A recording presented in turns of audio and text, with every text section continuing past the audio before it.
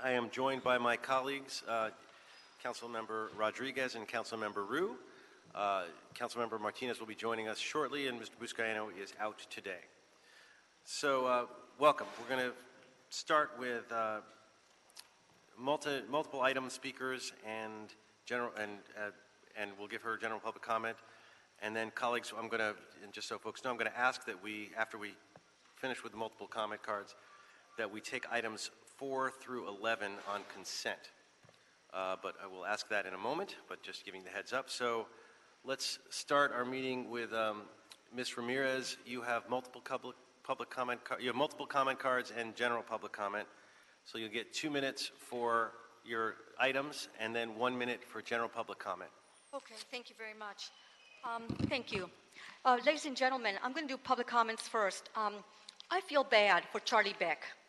He was a sacrificed lamb, if you will. This man had to put up with so much. He had to cater and pander to the African Americans and to the Latino wetbacks and gangbangers. For we all know, and I speak not out of my ass, but I speak from experience living homeless on the street.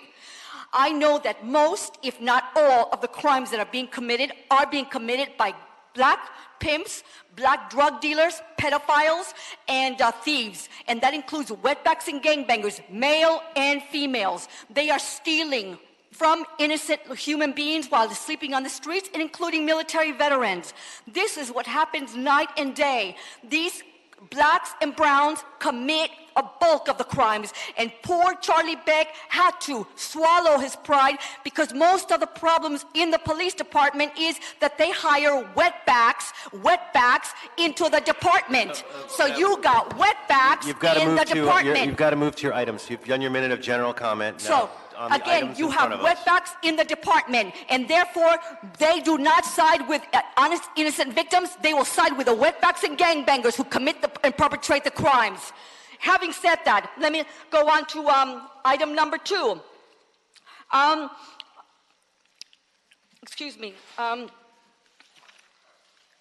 Number 1. Ethics City Commission. Michael Davis. I hope, Michael Davis, that you have the fortitude and the stamina and the structure, innateness that will stand up against all unethical conduct that is being conducted in the public works. I believe that most of the public works employees who are unlawfully hired are wetbacks and gangbangers, and they do have gang connections.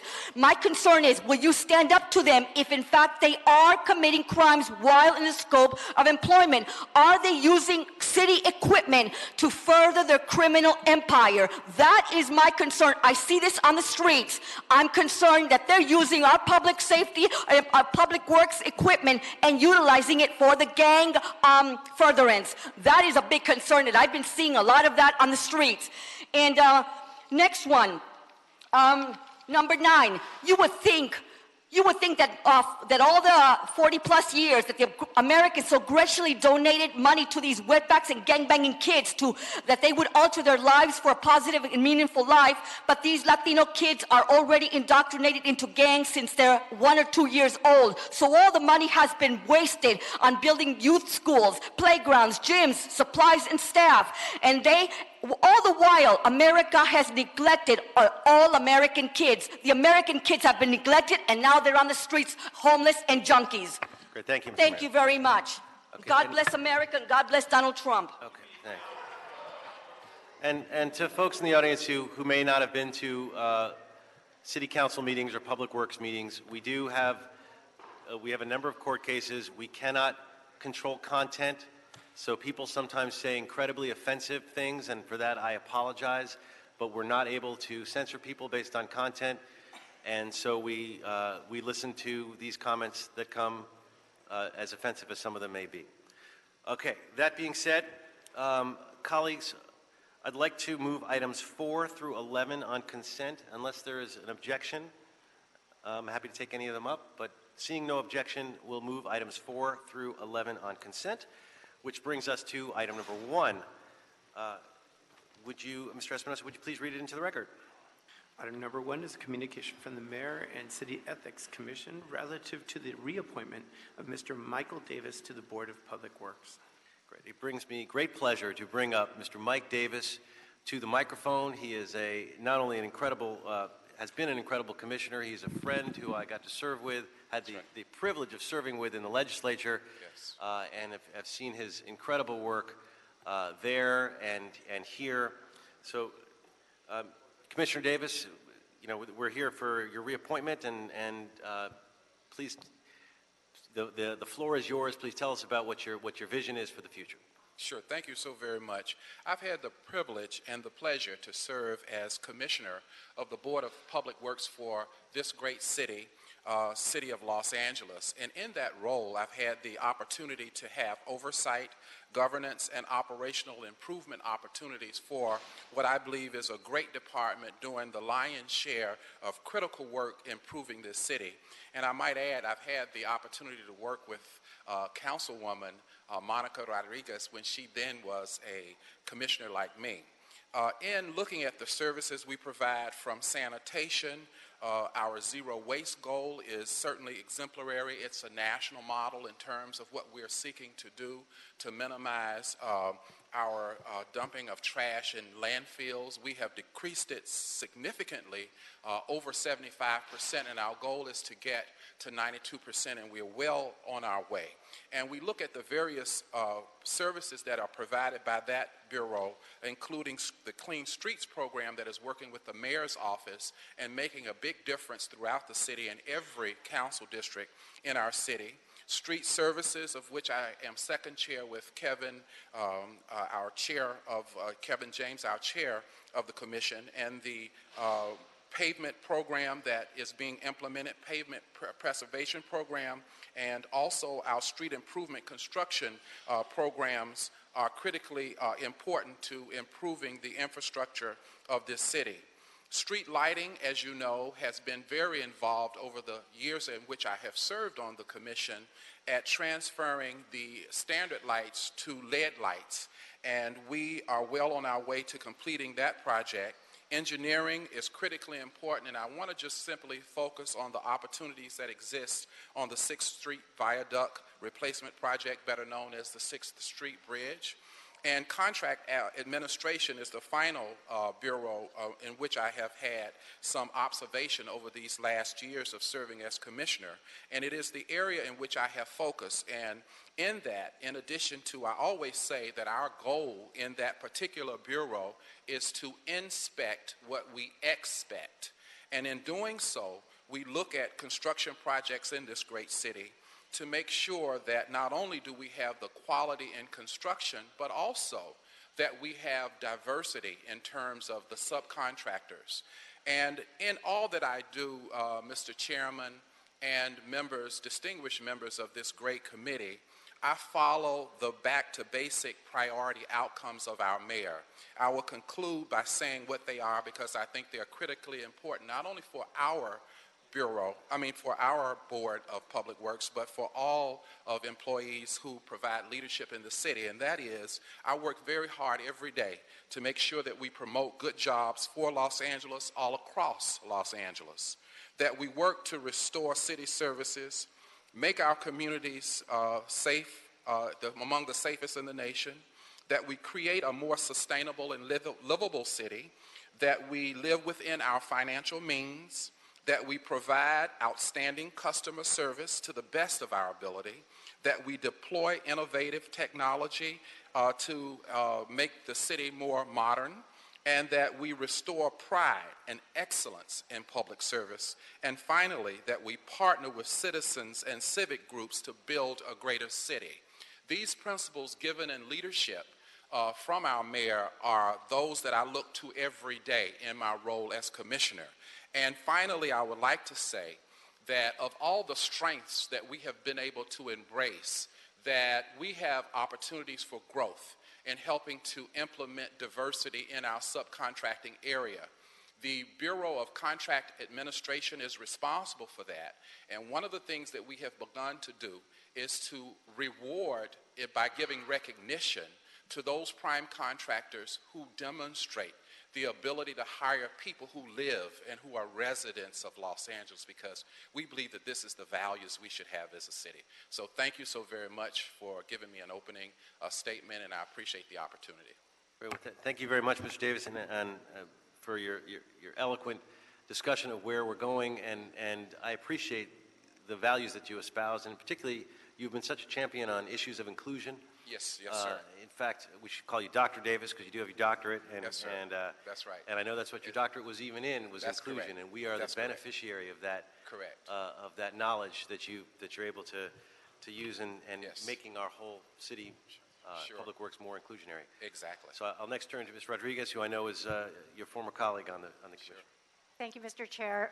Commissioner Davis, you have always just been an incredible pleasure to work with as a colleague. And so and I just appreciate, it's really, we're very fortunate in the city of Los Angeles to have a commissioner as distinguished as yourself, given all of your years of service to the city of Los Angeles. But more importantly, the amount of heart you put into your work, particularly on the partnerships that we had together working on helping to increase opportunities for minority and women businesses in the city of Los Angeles. The Small Business Academy, I think, is one of the greatest outcomes and projects that we had together. And so yes. I look forward to your continued service. We are incredibly blessed to have you. And I'm honored to work with you, as always. Yes. Thank you, Mr. Rue. Thank you, Mr. Chair. Ooh, that was loud. Thank you, Mr. Chair. And I also want to join the chorus and say thank you for all your continued years of service, not just on the Board of Public Works, not just on the State Assembly as an Assembly member, but also when we worked together. That's right. That's for right. LA County Supervisor That's Yvonne right. Burke. That's where I learned about public works. Where even in the beginning, you were always about diversity, about right. creating equity. Absolutely. So I appreciate everything that what you stand for and what you're working towards. So it's great to have you back on the Public Works Commission, and thank you for all your service. Thank you. Appreciate your remarks. Seeing no additional comments or questions,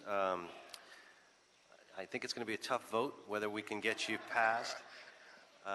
But seeing no objection, without objection, we will move your nomination to the full council. Thank you. Thank you. I'm honored. Thank you so much.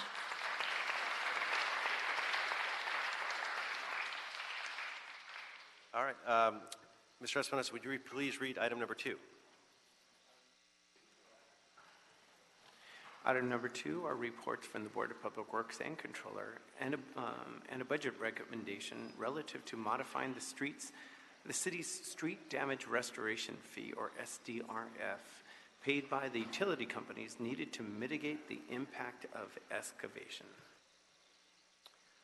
Great, thank you. And I want to start out thanking my colleagues, Mr. Buscaino and Mitch Englander, for introducing this motion a number of years ago. They've both done a lot of hard work to get us here. This is about trying to make it cost neutral on when there's a street cut and remove the subsidies that are there now, but to try to do it in a fair way. And there's been a lot of science. We're going to hear from Bureau of Street Services and Dr. Shaheen. But before we do that, we have some public comment cards on this item. So I'd like to call up, we have 2 comment cards, Shane Phillips, followed by Diana Yadoyan. So Mr. Phillips to start.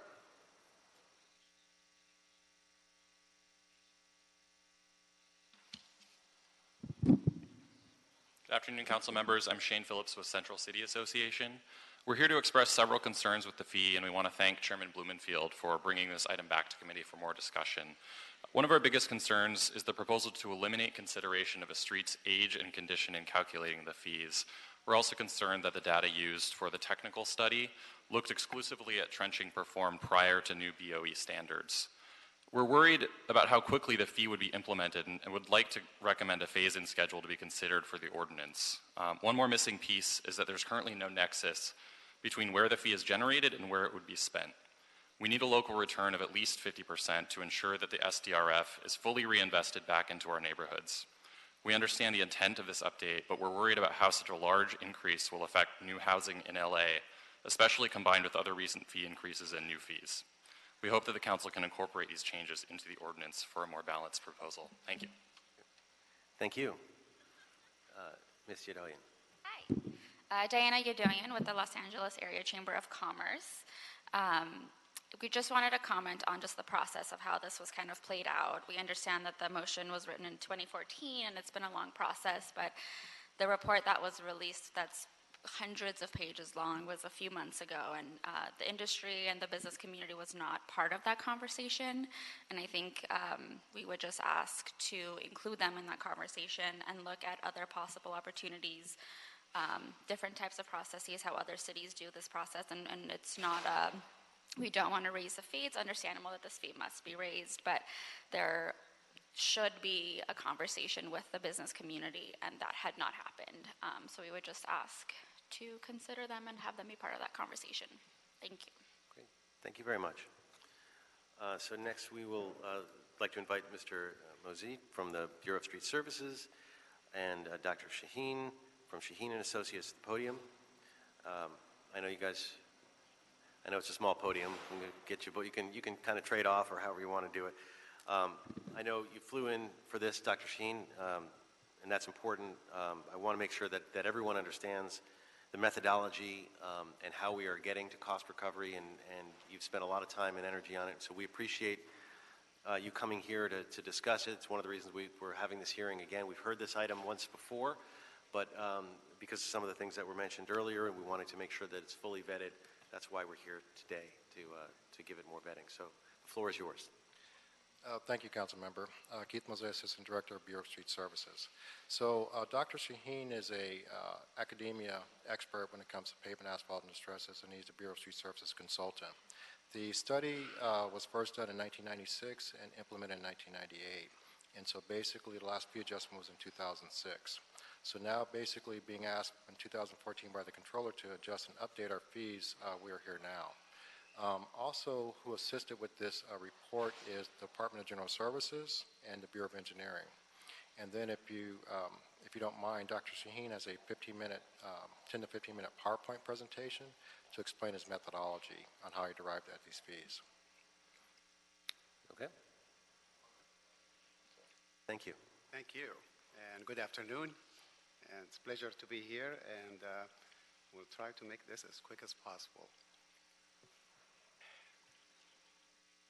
Are you going to control that? Shall I control it? Okay. Very good. Again, as Mr. Mosey indicated, the purpose of this study was to update the 1996 findings. So basically what I would like to do to get us to how we arrived at the damage, I want to call it the damage more than the fees. I think the fees is just a means to compensate for the damage. But probably the most important task that we spent most of our time on was selecting our test sections. Where do we test for that damage? Then the methodology that was used, which is condition analysis, which is item number 2, structural analyses, item number 3, and from there, using these two pieces of information, calculate the annual damage to the city, and then try to arrive at a fee based on the amount of utility cuts that happens every year. So with that, we had very extensive criteria to select our section. We basically did what we call a stratified random, which means we classify the pavement into families, if you wish, and then we do a random selection within these families. And we were very fortunate to have the Bureau of Engineering has a utility database. The Bureau of Street Services have the pavement management system. We utilize these to the maximum extent possible. We wanted to make sure that the sections are proportioned to the cuts by the different utility companies, so they are all represented in proportion. We wanted to make sure that the surface does not or has not received a slurry seal in the recent year or two, because that means it covers all the failures or the stresses so we can't see it. But more important, we wanted to make sure that when we find a patch that's eligible for testing, that meets all our criteria, which normally, and by the way, we followed ASTM standards, so we had to have a minimum of 1,500 square feet to test. So the patch would be contained on 1,500 square feet. We wanted to make sure that next to it, right next to it, there is another 1,500 square feet that has no cuts. And we call that the control. What you see in the slide here, in the red area is the area where the trench is, and right next to it is the control. And let me just say this. We spent over 6 months of tremendous amount of field work and computer work to locate our sections. The most difficult task was to find the control, meaning, yes, we can find the patch, but there is no 1,500 feet next to it without patches. So that was extremely difficult to do, but we were able to do that and meet our requirements. What you see here are the final distribution of where the tests were done. The red pins are for the select, and the yellow are for the local streets. The first method of analysis was condition survey, and by that we followed ASTM standard D6433, which is based on the U.S. Army Corps of Engineers Pavement Condition Index. Basically, we classify all the stresses in the pavement section, and from there, we translate that into a score from 0 to 100. It's called the Pavement Condition Index. Findings from that, for our local streets, we have about, on the average, 15-point difference between cuts and no cuts. Select streets, about 11-point difference. And to do further analyses, we wanted to find what's causing the major difference, what types of failures. And what we have found is that it's mostly a structural failure. So the two predominant structural failures in asphalt pavements are alligator cracking, otherwise known as fatigue cracking. We call them alligator because they look like an alligator. And then rutting, which is the channelization under traffic. And if we see here, you can see that the control is represented in blue, the patched area in orange. For both select and the local,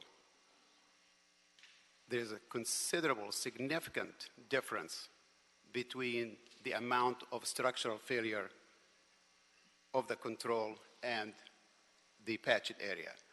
Very similar finding with respect to rutting.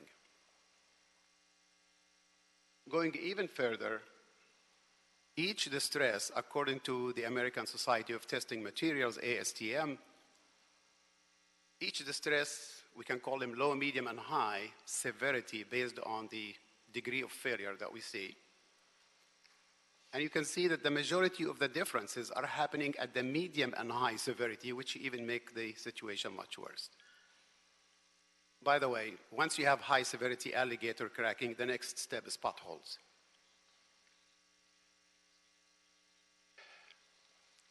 All right, let's talk now about why we call that condition analysis functional analysis. What we see here is a typical deterioration curve of an average pavement family. It stays good for a long time, and then comes a time where that condition deteriorates fast. If we catch that pavement at that point before the rate of deterioration becomes significantly high, we call that the critical condition. This is the most optimum point to keep our pavements in good shape without spending 4 or 5 times as much. Another way to look at this, and these are the, every one of these green points you see in that chart is actually one of our pavement sections we tested here. And if I plot the condition index on the x-axis and the unit cost of doing localized repair, like patching and crack sealing just to keep the pavement maintained on the vertical axis, you can see that you can reach a point at which that curve becomes exponential. That means the cost is going up too fast. And by the way, that coincides with the point at which the curves start deteriorating fast as well. So they all point to the same point.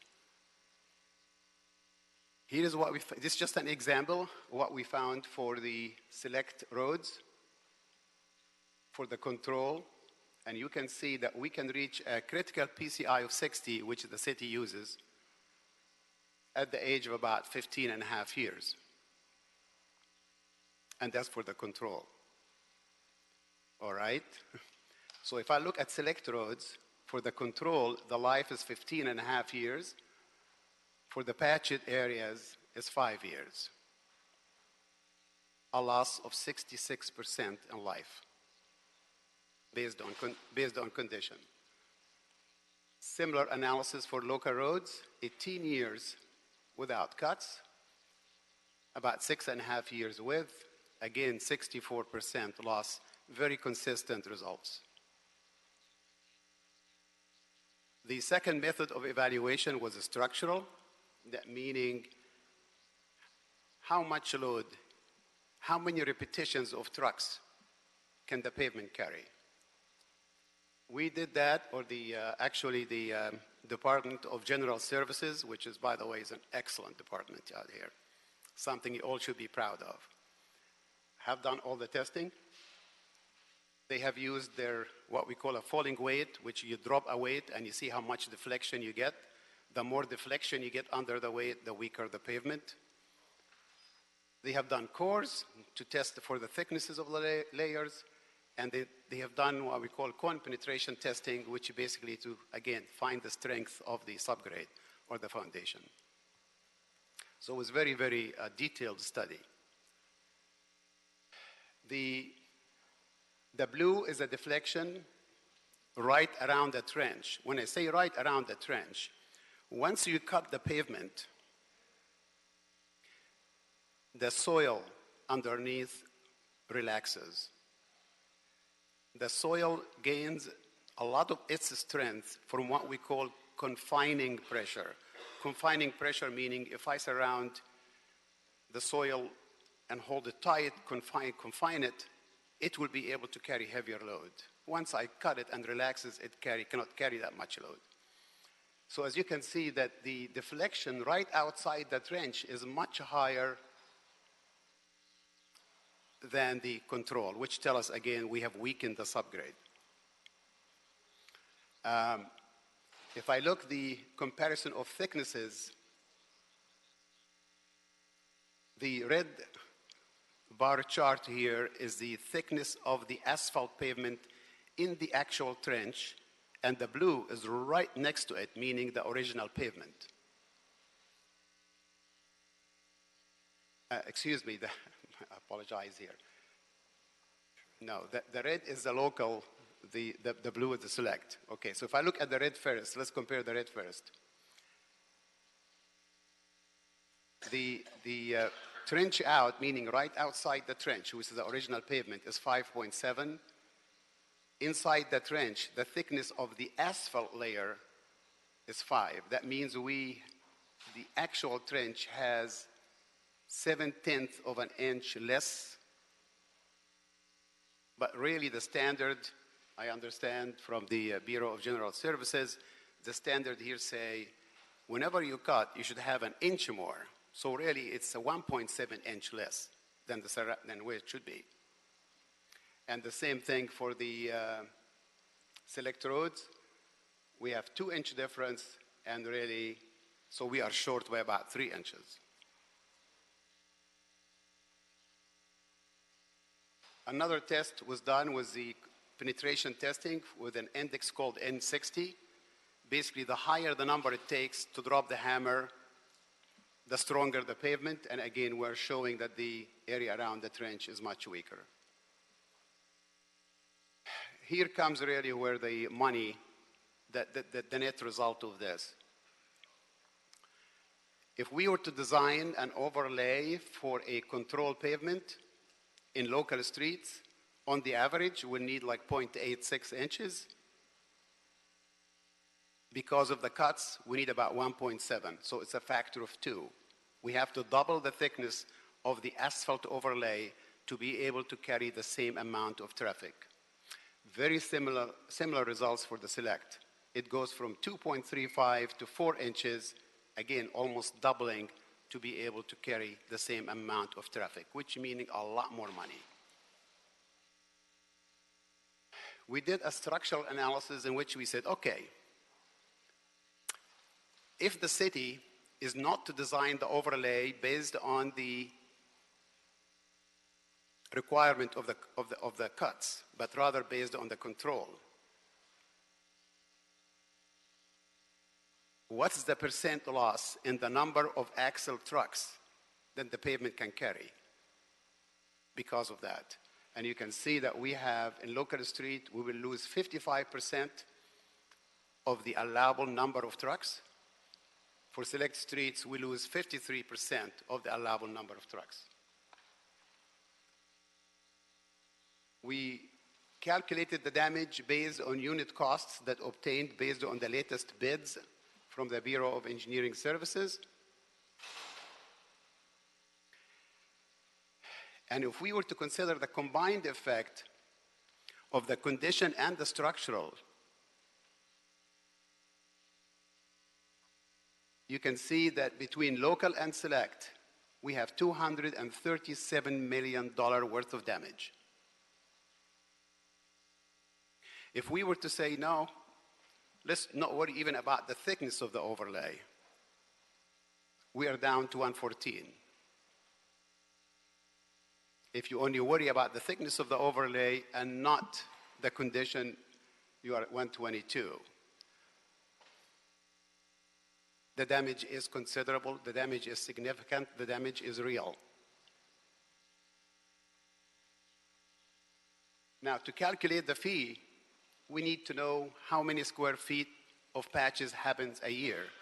And in the last 5 years, the averages are shown in the slide. For local, about 800,000 square feet, and similarly for select. Before we can divide the damage by these areas to arrive at the cost per square foot, we decided to do further analysis to see the impact of patching on the surrounding area. We call that the width of influence. We did significant testing again. Right from the trench, we tested about 1 foot, 2 feet, all the way up to 10 feet. So we have 10 tests in every trench. And we compare the deflections. And here are just some examples. As you can see, right next to the edge of the trench, where the deflection is measured, is much higher. And as you go away from the trench, the deflection levels off till it becomes normal. The distance it takes to become normal is what we call the width of influence. That means we're back to normal. The damage has ceased. The average, by the way, that width we measured varied from 2.5 feet in some trenches to 10 feet in others, with an average of about 5.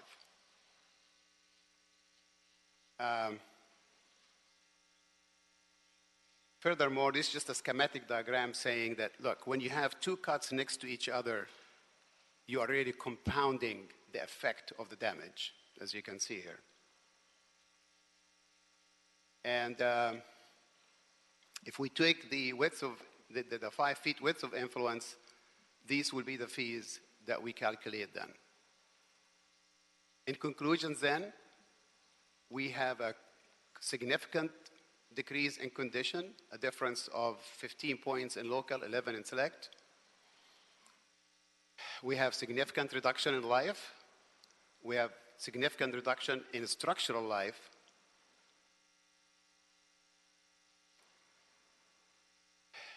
And the other thing, too, I want to mention, in 1996, when we measured the deflection right outside the patch compared to control, the ratio was about 1.25. That means it's 25% weaker. I'm sorry to say that that average now, in 2018, is up to about 1.6. So things are getting worse, not better. When we did the study in 96, we were told, don't make judgment now, we're going to improve patching, and things will get better, but come back and test. So we did 20 years later, and it's worse. And with that, I'm sorry it took so long. Appreciate it, Dr. Sheen. Appreciate your hard work on this, and I know that everyone, even having met with the utilities, they had some issue with some of the inputs, but they agreed that the science was sound behind what you've done here, and that there was a lot of hard work and good work that were put into this. Before we move to questions, we have two other city folks here. Ted Allen from BOE, Assistant Director. Did you want to add a few comments before we move to questions? And then we have someone from the Controller's Office as well. Sure. Thank you, Chairman. Good afternoon. The Bureau of Engineering provided the initial permit data that was used in the study. Other than that, we weren't really involved as it was an independent study, but we, of course, reviewed it thoroughly once it was completed. We find the study to be very thorough and well thought out, and we concur with the findings and recommendations. The only kind of thing we would add, I guess, is that the study was somewhat conservative, meaning leaning towards the side of not overcharging the utilities in the assumption of how many cuts may be seen in a given year. And so it assumed, I believe, something in the range of 1.6 million square feet of cuts in a given year. Last year we saw something more like 1.3 million, and that's why, as has been discussed in the past, we think the revenue may be more in the $70 to $75 million range if this is adopted per year, rather than the $114 million of damage that was estimated. Due to the uncertainty of not knowing how many cuts would be made in a given year and erroring towards not overcharging, the rates that are proposed would possibly bring in less than the $114 million that was found to be the functional damage in the study. And then there's no proposal to charge the structural damage, as Dr. Shaheen had mentioned. So overall, the proposed fee would recover, maybe in the range of about a third of the total damage that could be made an argument for the total damage that's being made. So we find it to be, a very reasonable proposal. Great, thank you. And we have Chris Concepcion from the Controller's Office. Chris, if you'd like to say a few words before we move to questions.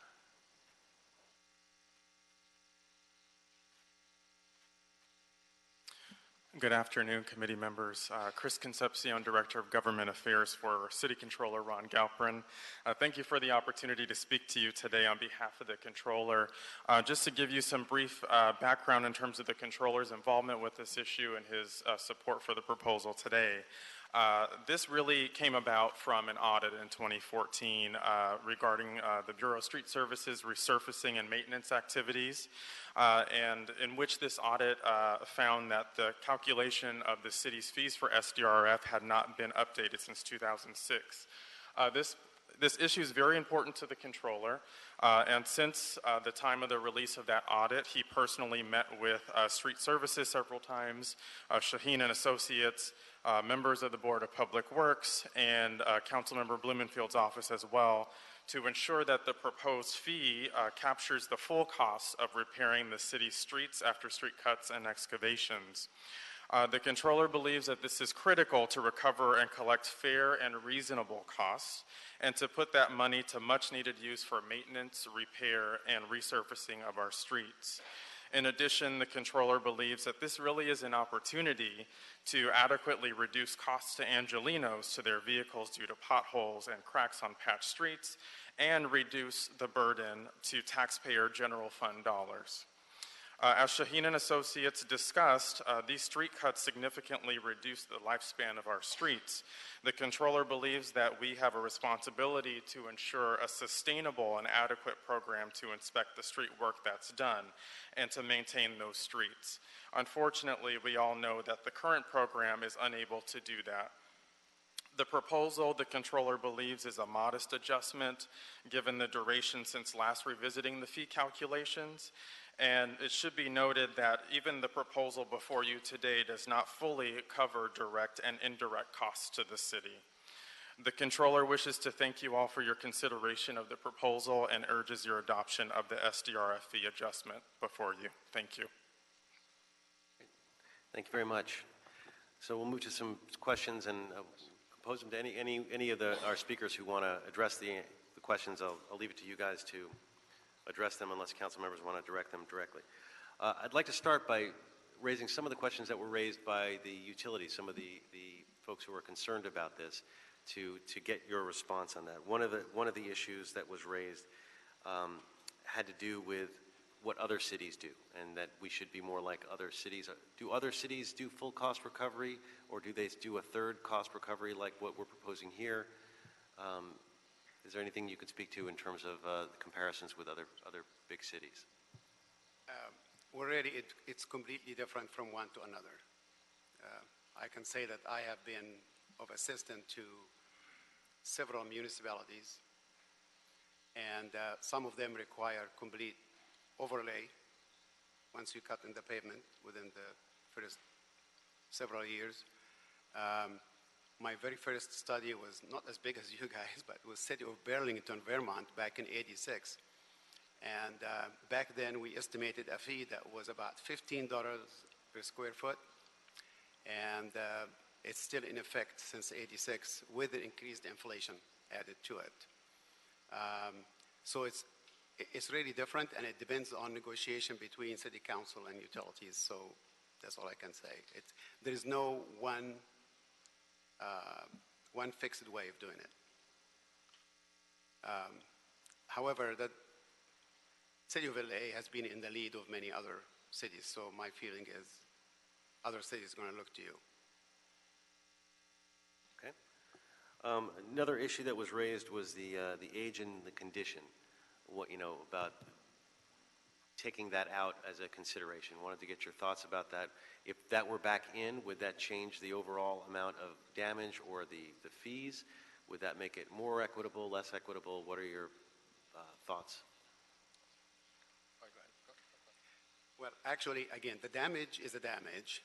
So how do we collect this damage? If you limit the fee, say, for example, after 15 years, we don't collect anything, then we have to find the amount of patches done in the first 15 years and divide by that, and the fee goes up accordingly. So really, it's just how do you compensate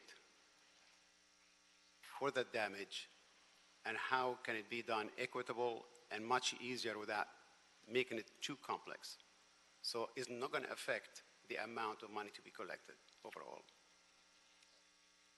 Jose, would you like to add to that? Yeah, additionally, basically, there are streets that are 40 to 60 years old that have not been resurfaced in a number of years. I'll admit to that. However, these streets still serve a purpose. And we find that some of them are in still very good shape, even to where we have to come back and only apply a thin-lipped overlay of, say, 1.5 inches. And so there's a lot of streets like that within the city of Los Angeles. Once you start trenching, basically exacerbates, let's say the street's in poor condition. I'll grant you that it's in poor condition. So it compounds the amount of damage to a street in poor condition, reducing its life. Additionally, the report indicates that, we do an extensive analysis of the street network in its entirety, good, bad, excellent, everything like that. And streets depreciate naturally on their own. And so whether they're brand new or old, they all serve a purpose. It's the amount of damage and depreciation that's on a street that basically drives the type of work that we do. The Bureau of Street Services is trying to pave as many streets possible within its street network based on our 2,400 lane mile pavement preservation program, based on a limited budget. And what we're finding is the amount of damage due to trenching basically either matches or exceeds our annual budget for resurfacing programs. So whether a street is 40 years old, 1 year old, basically the trenches are causing massive depreciation to these streets, damage to these streets. and they're compounding the problem as far as trying to do regular maintenance on these streets. Something, I appreciate that. And what you've said to me before in the same vein is that sometimes an old street may actually depreciate faster than a new street when it's trenched because it's sort of being barely held together. And so that it's not always a direct correlation of age and depreciation given the trenching. Is that true? Yes. So basically, once you cut a street, you trench it, you basically release the confined pressures, as was mentioned before. And the streets are taking a massive hit as far as 15 to 11 points of PCI depreciation immediately within, say, several years. When we build roadways, we expect them to last on local streets 20 to 30 years. On select streets, 15 to 20. We are just not budgeted to come back every 5 to 10 years due to the 60% loss of life to basically come back and continue to service these streets. Although streets are old, they still serve a purpose. And then basically it's a matter of when we do the analysis and we come back with our pavement preservation strategy on the type of work that we need to do.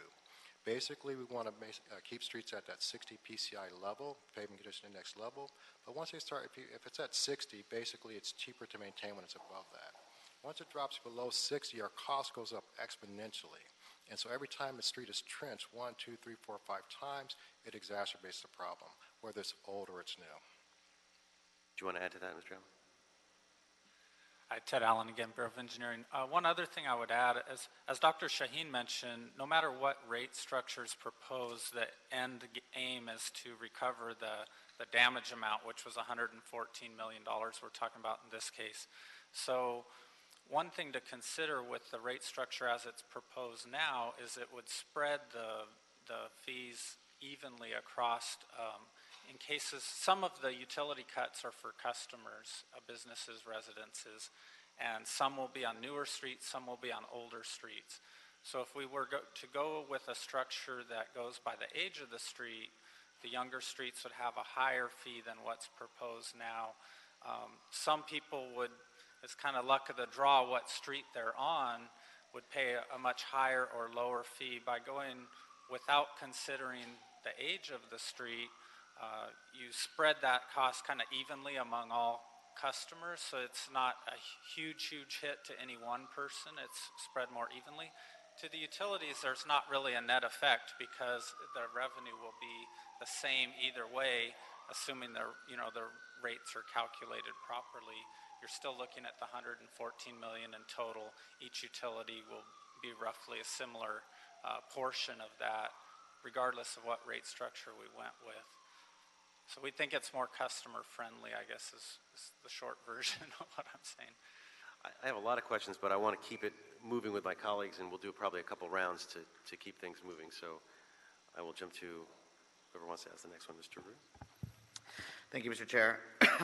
And thank you, Dr. Shaheen, for your comprehensive explanation. I'm a science guy, but half of it I couldn't get. But but I just want to make sure. It's my understanding that we're approving only the adjusted fees for functional cuts today, right? Right? So I got it, but if you could, again, in layman's terms, if you could break down the difference between the functional and structural cuts. And I believe functional was the entire system, while the structural also dealt with how much gets filled. I mean, can you in layman's terms, So the functional portion basically is the life of the street. As I mentioned before, streets are built to last on a local street 20 to 30 years. And so we're seeing a 60% loss in life on that particular street, on local streets.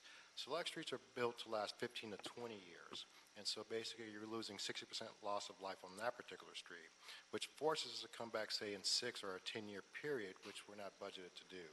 The structural portion, is things like, as you mentioned, is the thickness of the structure itself. The pavements are basically, it's a pavement structure, an actual structure based on a foundation. And so you're weakening the foundation and the entire structure in its entirety.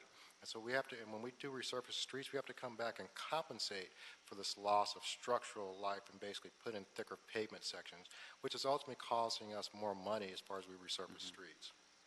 And clearly, we're only doing functional cut adjustments, because if we did functional and structural, it would be a lot more expensive. So you're kind of compromising here and not doing the structural fee update and just the functional. That's correct. Are we currently tracking the status of street repairs to determine whether they've been done properly and holding accountable to those entities whose work has failed to create additional damage? Hi, Ted Allen again. So Council and Mayor approved in the budget this year the addition of one position in the Bureau of Engineering and two in the Bureau of Contract Administration for what's called a utility warranty program. So we will be able to go back and check on the condition of the cuts after the fact. In the past, there hasn't been staffing to do that, so we've issued the initial permit, and Bureau of Contract Administration would inspect the initial work, but sometimes, they would deteriorate over time. So now we will be taking a programmatic look at those, say, 2 to 3 years later to see how they're performing. So we haven't been before, but now we have staff to do so. Yeah, we have the positions in the budget, so staff. we'll have the staff soon. Okay, is one staff going to be enough? Because I know in my district, there's several of those cuts that need inspection. We do about 13,000 cuts a year, and so that's about 50 a day.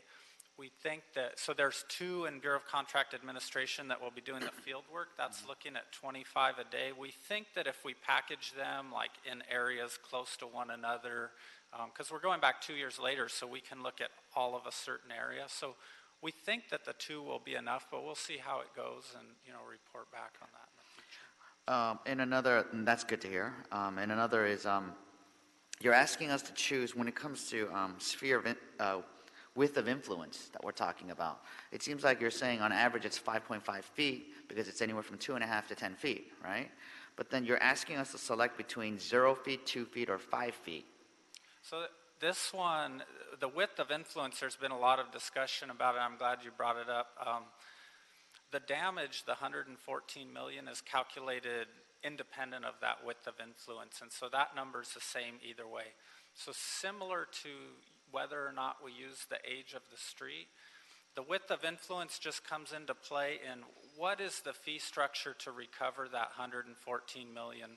The study found that because they're damaging an area on average 5 feet outside of the cuts, it's kind of the most accurate way to apportion the fees based on 5 feet outside of their trench. But if we were to choose 2 feet or 0 feet as the method of charging, there would be a higher cost per square foot to get to the same 114 million. So it's really just kind of found to be the most accurate way to apportion the cost, but in the end there won't be really a net effect to the utilities as to the bottom line amount.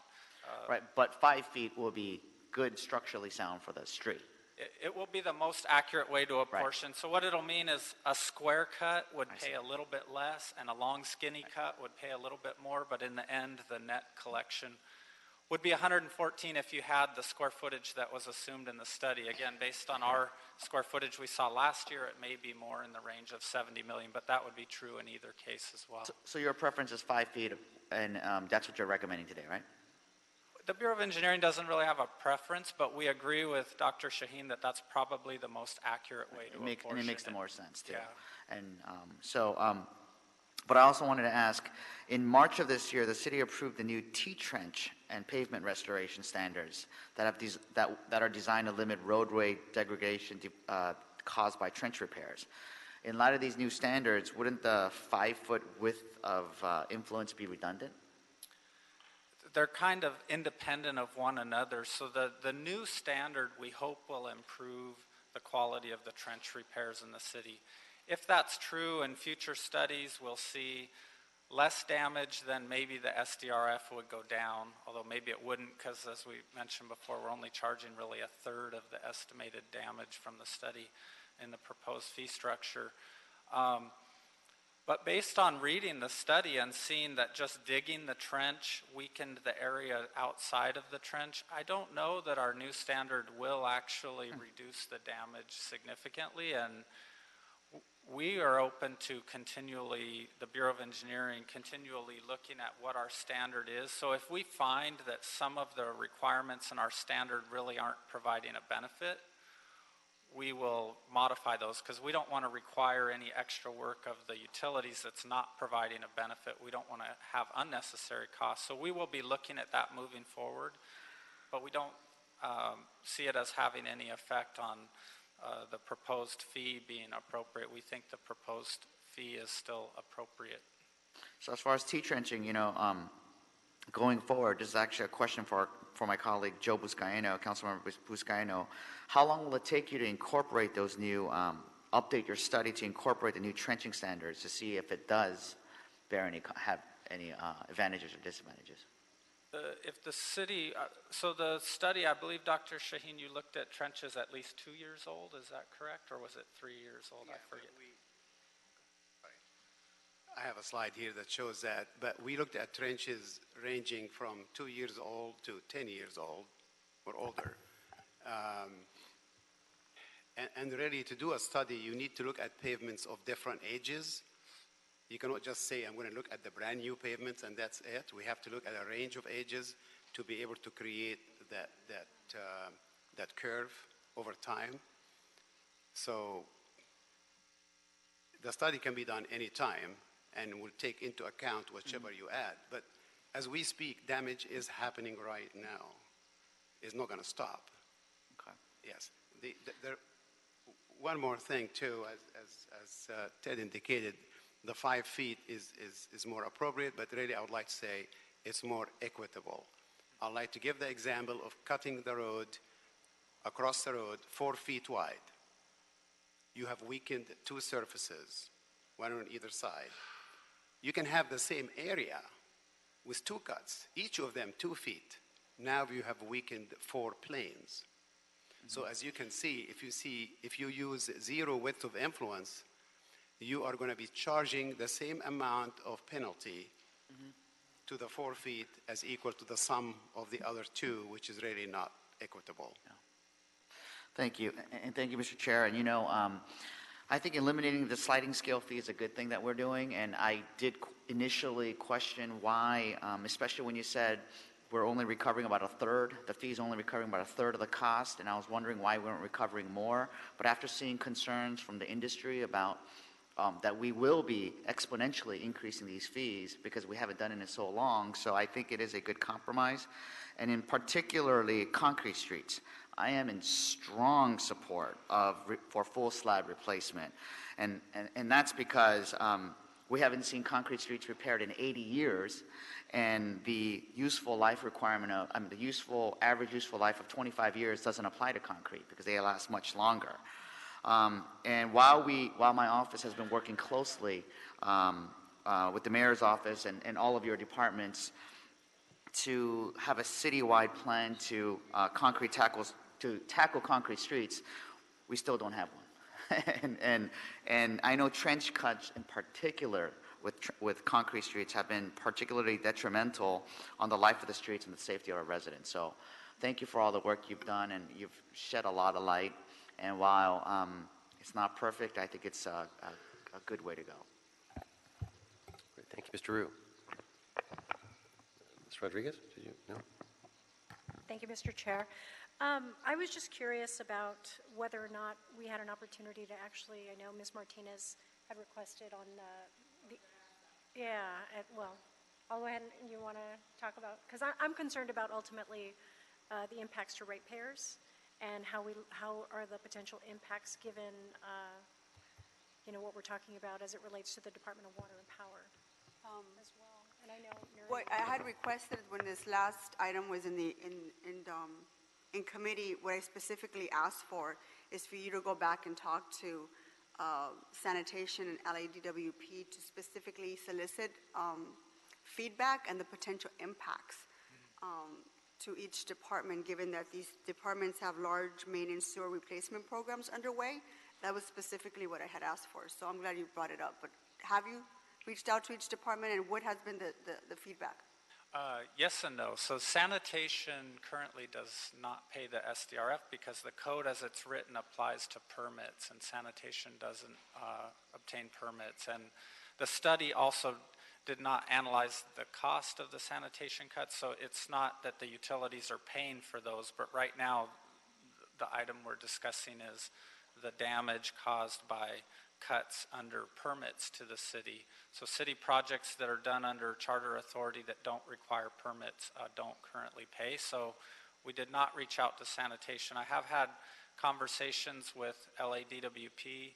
There's a lot of variables involved in them estimating the square footage of their cuts and the types of cuts. And one of the things that's also involved for them is there's kind of two categories of cuts for them.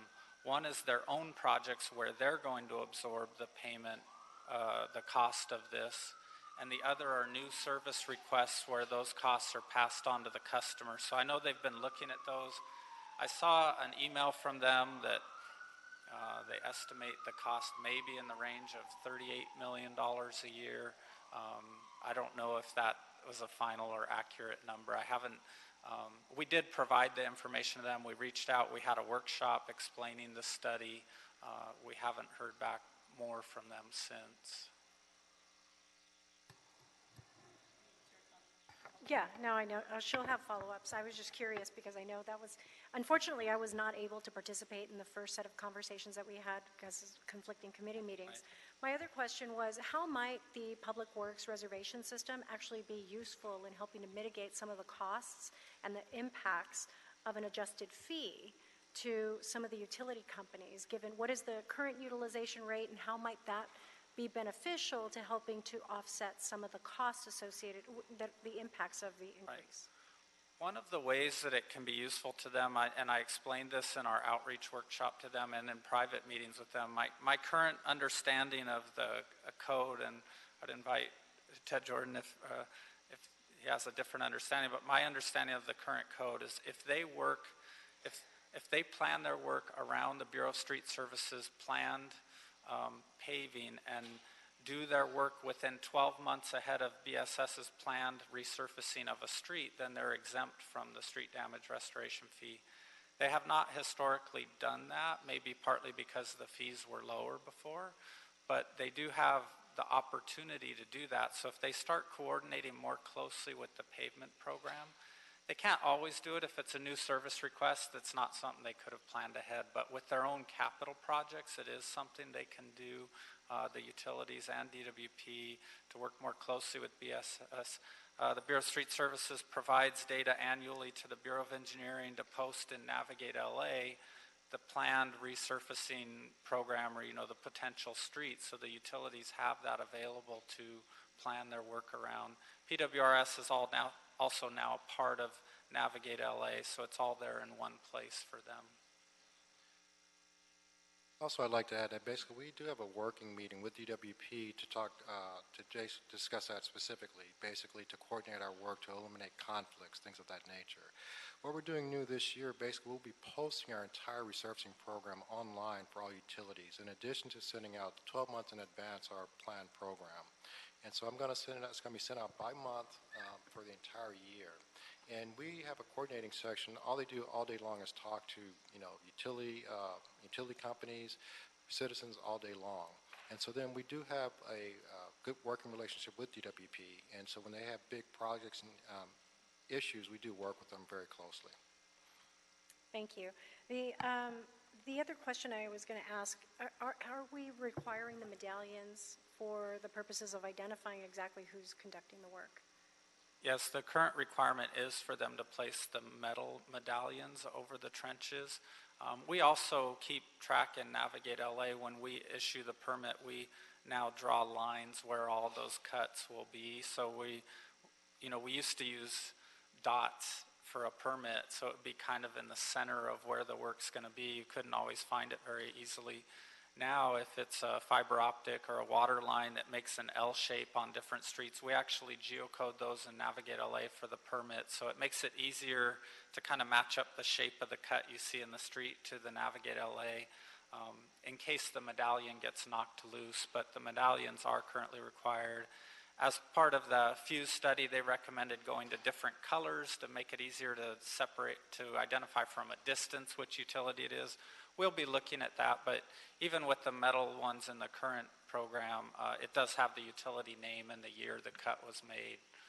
Sometimes they get knocked loose, but the geocoding helps in those cases. And in the case that we really can't figure it out, we can call Dig Alert and have the utilities come mark their utilities in the area, and then we would see which one that is.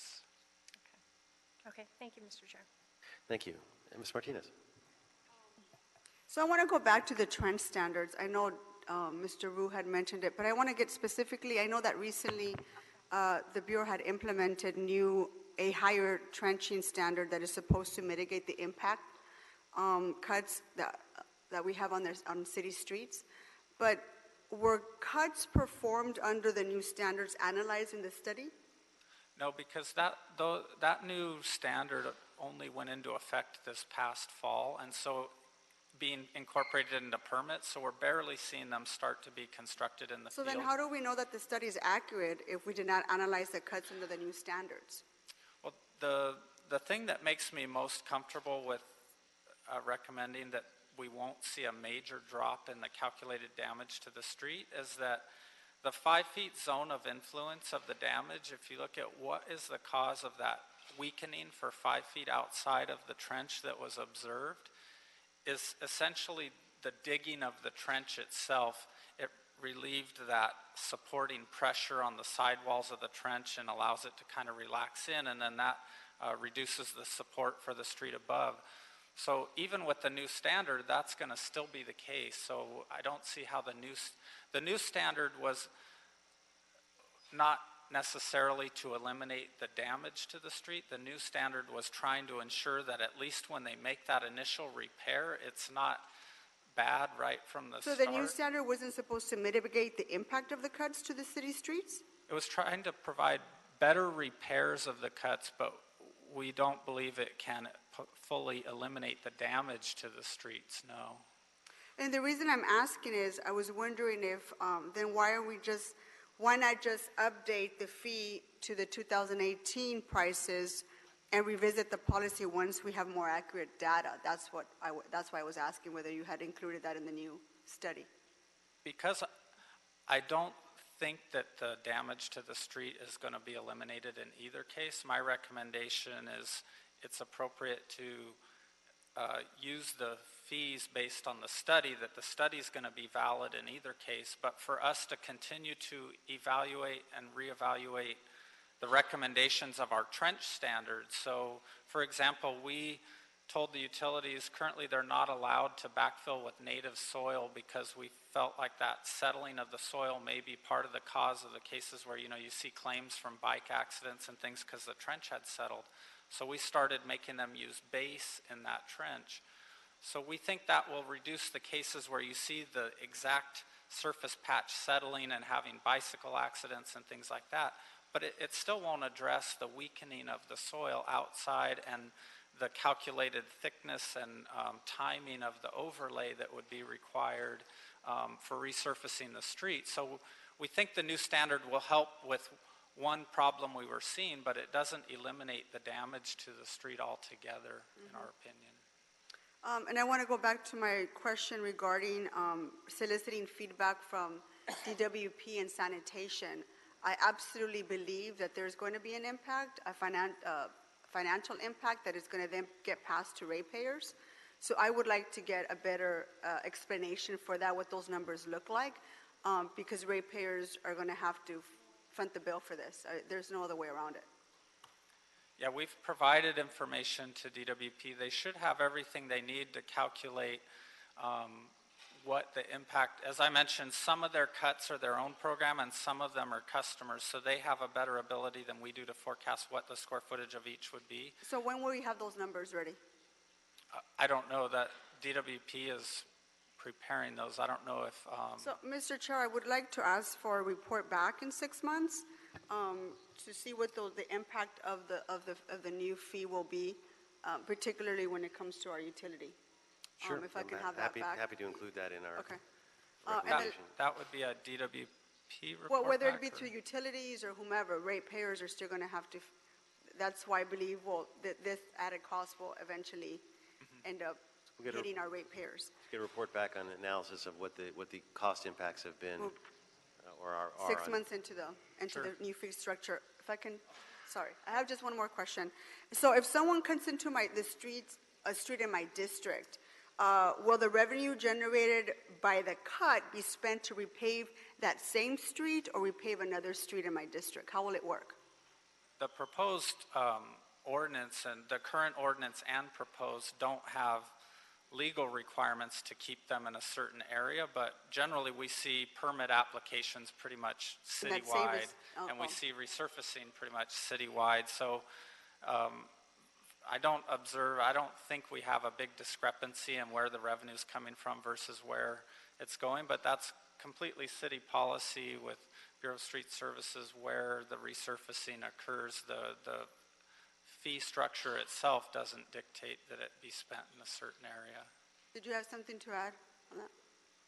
So in answer to your question, basically any funding that we get for pavement preservation is distributed equally among the entire network, no matter what fund source it is. And so today we do the analysis as far as where the area of work for reconstruction, any type of pavement is needed. And it's distributed across the entire network. And we look at the network as one homogeneous project. So, and then the last question I have is, will all the monies generated by the fee increase be used to repave streets? That's beyond my pay grade. I can't answer that at this time. No, say that again? That's beyond my pay grade. I can't answer that at this time. So. We'll revisit that question because I want an answer to that. That's up to us. Yeah, I know. We can make sure that happens. Yeah. So that's what I'd like to see. I'm not trying to be flippant, but that's more of a policy question. I understand that, yes. but we'll revisit that. I'll make sure. Sorry about that. Sorry, go ahead. I just wanted to add on the report back, if we could add, since we are going to get a report back in 6 months for how the new fees are going to work out, how the process is going to be, can we also include report back on if the new trenching standards actually, how that would help? Will it reduce the fee or increase the fee as well? Well, I think 6 months will be early to tell if there's we could pick 1 or 2 trenches and do deflection tests, but as Dr. Shaheen mentioned, when they're that new, it's really hard to see what the impact has been. But we can certainly report back on whatever our observation has been on how the T-trench has been going. In fact, I think there's already a pending item to report back to this committee for that topic anyway, but I've been trying to hold off on that a little bit until we could see more of the trenches being built. But we can certainly include and report back observations on the T-trench and how the impacts have been. Yeah. Especially if it looks like it's saving money. Ms. Rodriguez. Thank you, Mr. Chair. Just one more question, and I know you had the allocation of 2 additional BCA inspectors. Now that's to go back and conduct inspections on what's previously been trenched? Yeah, it's a warranty. So under the municipal code, there's a 5-year warranty by the utilities of the resurfacing, the pavement resurfacing over their trenches. And but we haven't historically gone back to look at where there are bad trenches, other than unless we just, it's so obvious driving by or a council office calls, but we haven't gone back and looked at all of them programmatically. And so this will establish a program where at about, say, 3 years into the 5 years, we would go look at these trenches, and if they are obviously settling or causing some kind of hazard or, just But do we typically find, for example, where some of the failures exist because of the standard, for example, whatever the standard practice has been, or have there been a set of standards for the repairs for them that has been implemented consistently? So basically what I'm getting at, to kind of drill it down, not everyone operates equally. Right. For those that are implementing a standard of repair that perhaps could eliminate some of the inspection costs if they provided a reconstruction or conducted the repair in such a way that it was met our general standard, that it wouldn't require that inspection cost. So, because for example, I know in some of the private sector work that gets conducted, again, there might be shortcuts. Perhaps it's different for some of the utilities in terms of the standard of practice for the repair. So would it eliminate more inspections on our side if we perhaps had the utilities or some of the better players had self-inspection capacity, or had we considered that as an option to relieve some of some of the demand for our inspectors, since we don't have that. I mean, there's a lot of cuts being made, and I can't imagine that we have the capacity to do all the inspections that are necessary.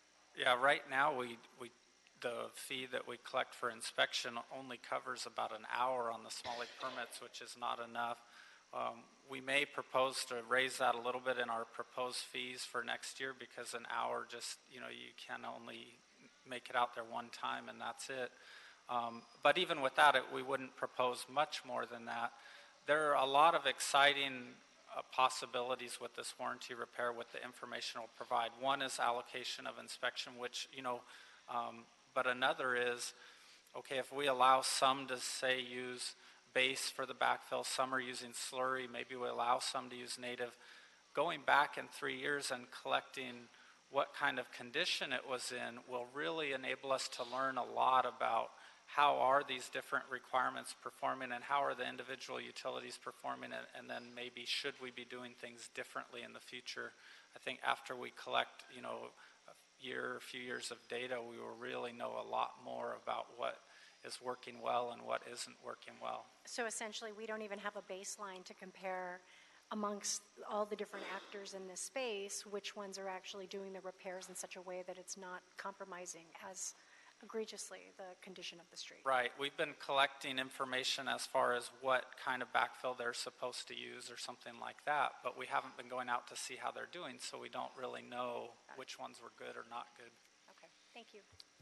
Thank you. Well, I have a lot of other questions. I'm very conscious of the time and keeping quorum because we have another item after this.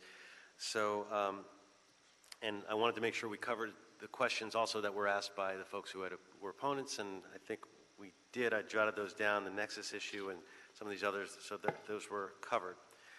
I think this would be, for me, it would be a harder decision if we were trying to go for the full cost recovery, because a lot of these questions that are on the bubble would come to surface. But since we're only going for a third of the cost recovery, and in fact that the cost recovery doesn't even include lawsuits and all the other things that we could, the actual cost could be a lot higher.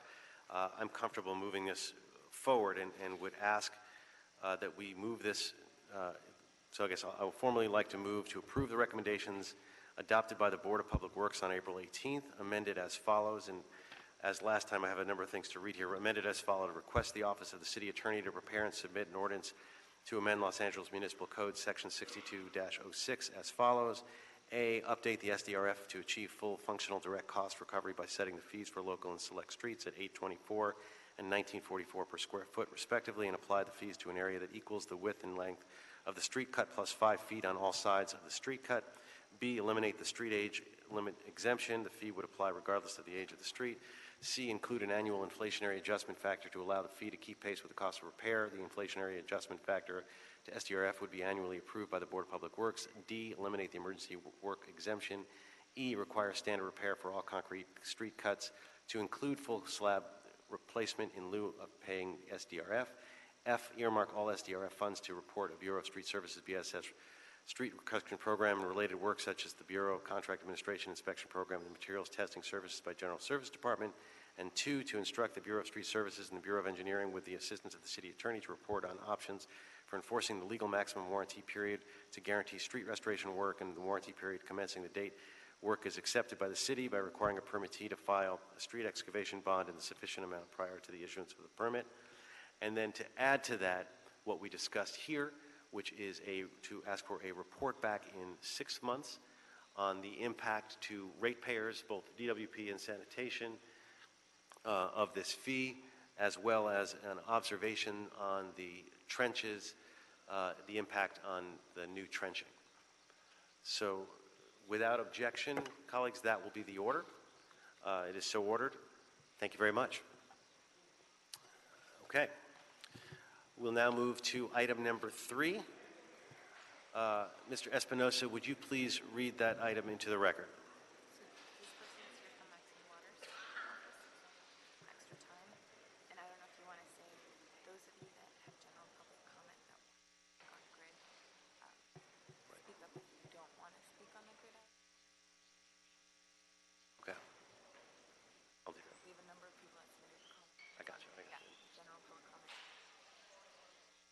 Okay. Mr. Espinosa, would you read that item into the record?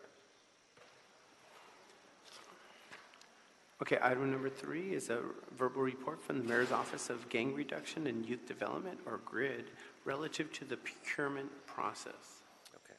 And now, before we have a number of comment cards on this item, but we've also observed that almost everybody who submitted a comment card on this item also submitted a comment card for general public comment. And just so you know, with general public comment, you cannot talk about during your minute that you have for this item, you talk about this item. General public comment is for things that have nothing to do with this item that might come before this committee. So I think there may have been some confusion. People were signing up for both, but I wanted to clear that. If you could just raise your hand if you wanted to also speak on general public comment matters having nothing to do with this grid item, but you had signed up for both, or is everybody really here for the grid item? So if somebody is here for general public comment in addition to this item, please raise your hand. Okay, seeing nobody here for that item, if anyone is here for general public comment, because I'd like to close that while we still have quorum. Anyone here for general public comment, whether you filled out a card, please come forward for general public comment. Oh, okay. Okay, so seeing that there is no one here for general public comment, and City Attorney, I want to make sure I'm doing this all exactly right. I'm going to close general public comment. Yes, even though we have a number of people who were listed, but they were double listed. That being said, I think now we're on target. We can now move forward on this item and bring up folks for public comment. We're going to invite Ann Tremblay from the Mayor's Office, but we're first going to start with public comment, and we will start with Hamilton Cloud, followed by Francisco Cordova, followed by Maria Martinez. Good afternoon. I'm Hamilton Cloud, Special Projects Director for Congresswoman Maxine Waters. The Congresswoman is in Washington today, but she asked me to attend your meeting to read the following letter. Dear members of the committee, I write to express my deep concern, disappointment, and consternation upon learning that the Mayor's Office of Gang Reduction and Youth Development is preparing to recommend that the GRID program for Southeast 1, 2, and 3 be awarded to a hospital in the city of Linwood, replacing the successful program of the Watts Labor Community Action Committee based upon the results of a scoring system applied to their respective applications, results which appear to be in conflict with the positive recognition WLCAC received from the city in late May. This is not some academic exercise. The lives of residents in South Los Angeles, especially our children, will be immensely impacted by this decision. As someone who interacts with young people on a regular basis, I am intimately familiar with how they feel about WLCAC's more than 20 years of gang prevention programs. WLCAC operates in Watts at the pleasure of the community. From the time of Ted Watkins through his descendants, they have earned the respect and appreciation of both young and older residents alike. WLCAC is known by all as a neutral site where members of any combination of 19 local gang sets can gather peacefully. Their staff includes well-established GRID alumni who have deep, long-standing relationships in this community and literally helped forge peace treaties between Jordan Downs, Imperial Courts, and Nickerson Gardens. They created and have implemented an effective approach to forming partnerships between their team and the City of Los Angeles, LAPD, LAUSD, local elected officials, and families with or without gang affiliations.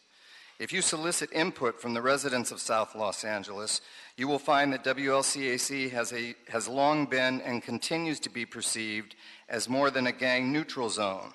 It is a place where everyone is welcome, respected, understood, and appreciated. Those are the keys to reducing the attractiveness of gang life and ensuring stronger family cohesion in the long term. I understand WLCAC was just awarded a certificate by the Mayor's GRID program for best use of data to inform practice. Within 1 week of being recognized by the Mayor's Office for high performance and invited to share best practices during training for other GRID providers, WLCAC was notified that its contract was not being renewed. Does the city's right hand know what the left hand is up to? Ultimately, my primary concern is the safety of my constituents, Effective gang reduction leads to safer communities. How will it be explained to the families of South Los Angeles that all of the good work accomplished by the community-based staff of WLCAC is to be jettisoned because of some scoring system created and evaluated by people they have never met, and to be transferred to a hospital, no less? My constituents are not subjects to be studied by others, no matter how well-intentioned, from afar. What kind of success can be expected when members of the community feel no connection with their gang prevention program provider? There is much at stake in these fragile times. Instability is the last thing these neighborhoods need. As a member of Congress, my colleagues and I have long championed federal grants that support local programs addressing gang violence. We must support, not displace, local organizations and would-be recipients of such grants that have developed effective programs in communities most in need. We also know you have some discretion in the awarding of these crucial grants. I sincerely hope your Gang Reduction Committee makes a well-informed decision based upon long-established track records and not based upon staff relationships or application scores. Sincerely, Maxine Waters, 43rd District of California. Great. Thank you very much. Thank you.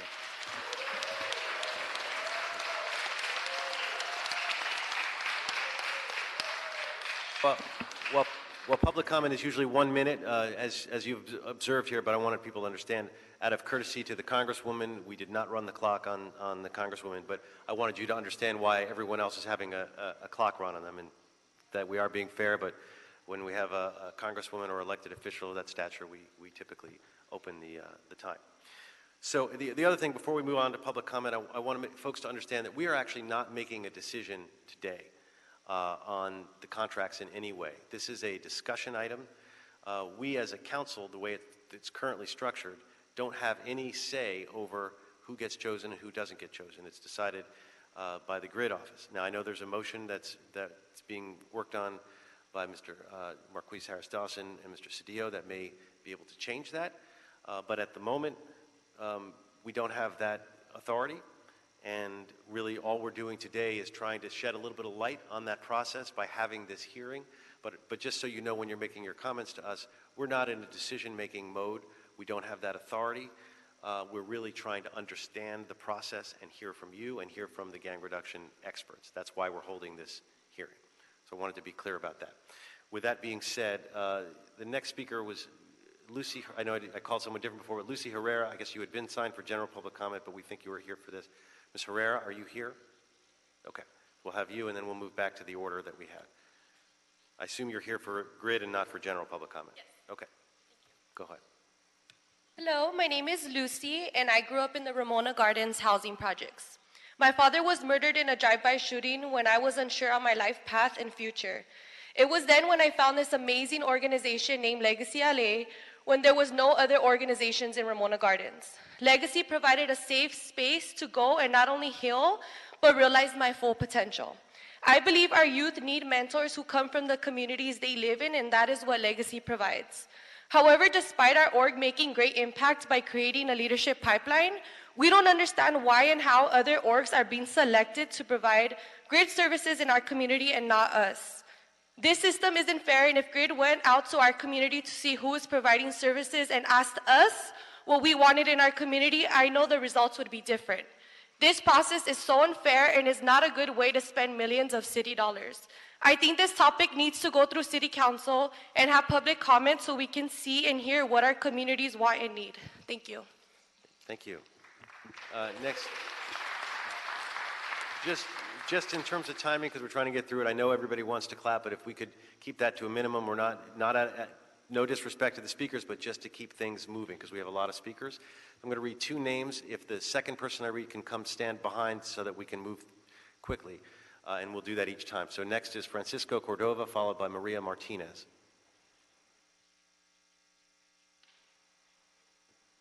So if Ms. Martinez can line up behind him.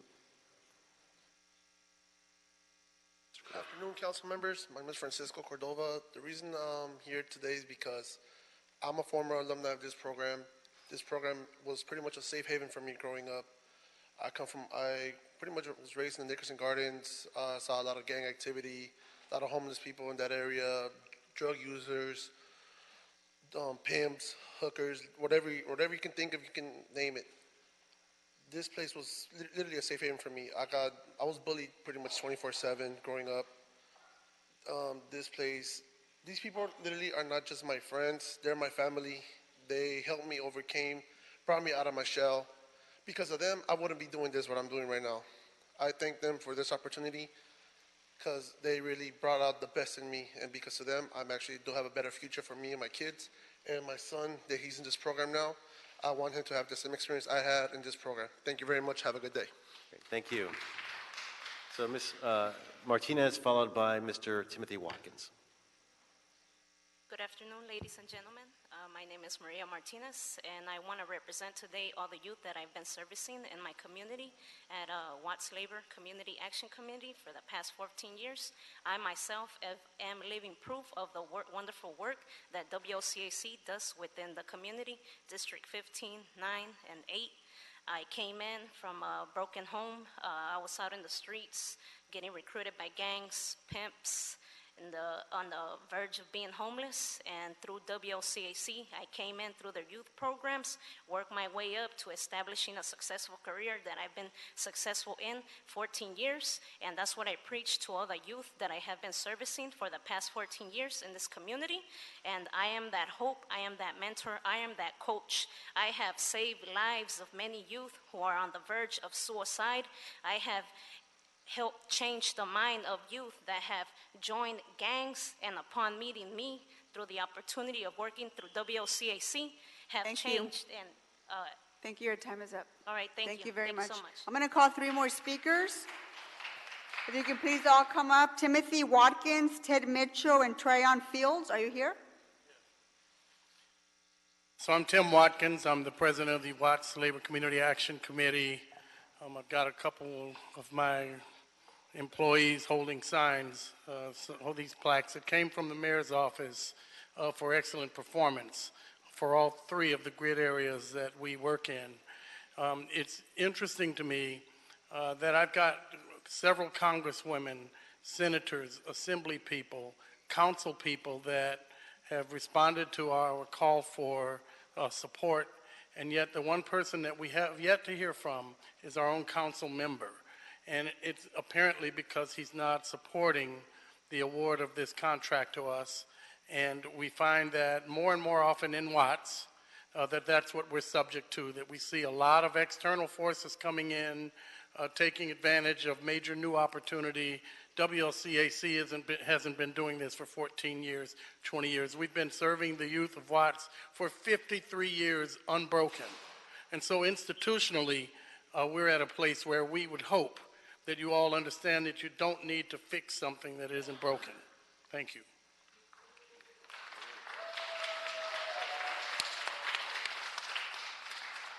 Thank you. My name is Trayon Fields. I am here from Grid, and I just want to say something about Grid. Grid is the place that you want to. Grid is the place that you want to go when you need help in a home. I was giving my mother a lot of trouble, and I went there and they gave me a lot of help. I just want to say thank you to Grit, and please let them stay. I just want to say that they're a good thing to the community. If I was in that Grit, I would probably be dead, or when I grow up, I'll probably be dead, or I'll be gangbanging. And that eventually leads to me shooting people, and I'll go to jail, and my mama won't be able to see me. Thank you. Great. Thank you. Very, very powerful words. Mr. Mitchell? Mr. Mitchell, followed by Maria Estrella. All right, so my name is Ted Mitchell. I'm a crisis intervention specialist with the WLCAC. But I'm speaking right now as a community member of South Los Angeles. When I graduated high school 16 years ago, LA was the murder capital.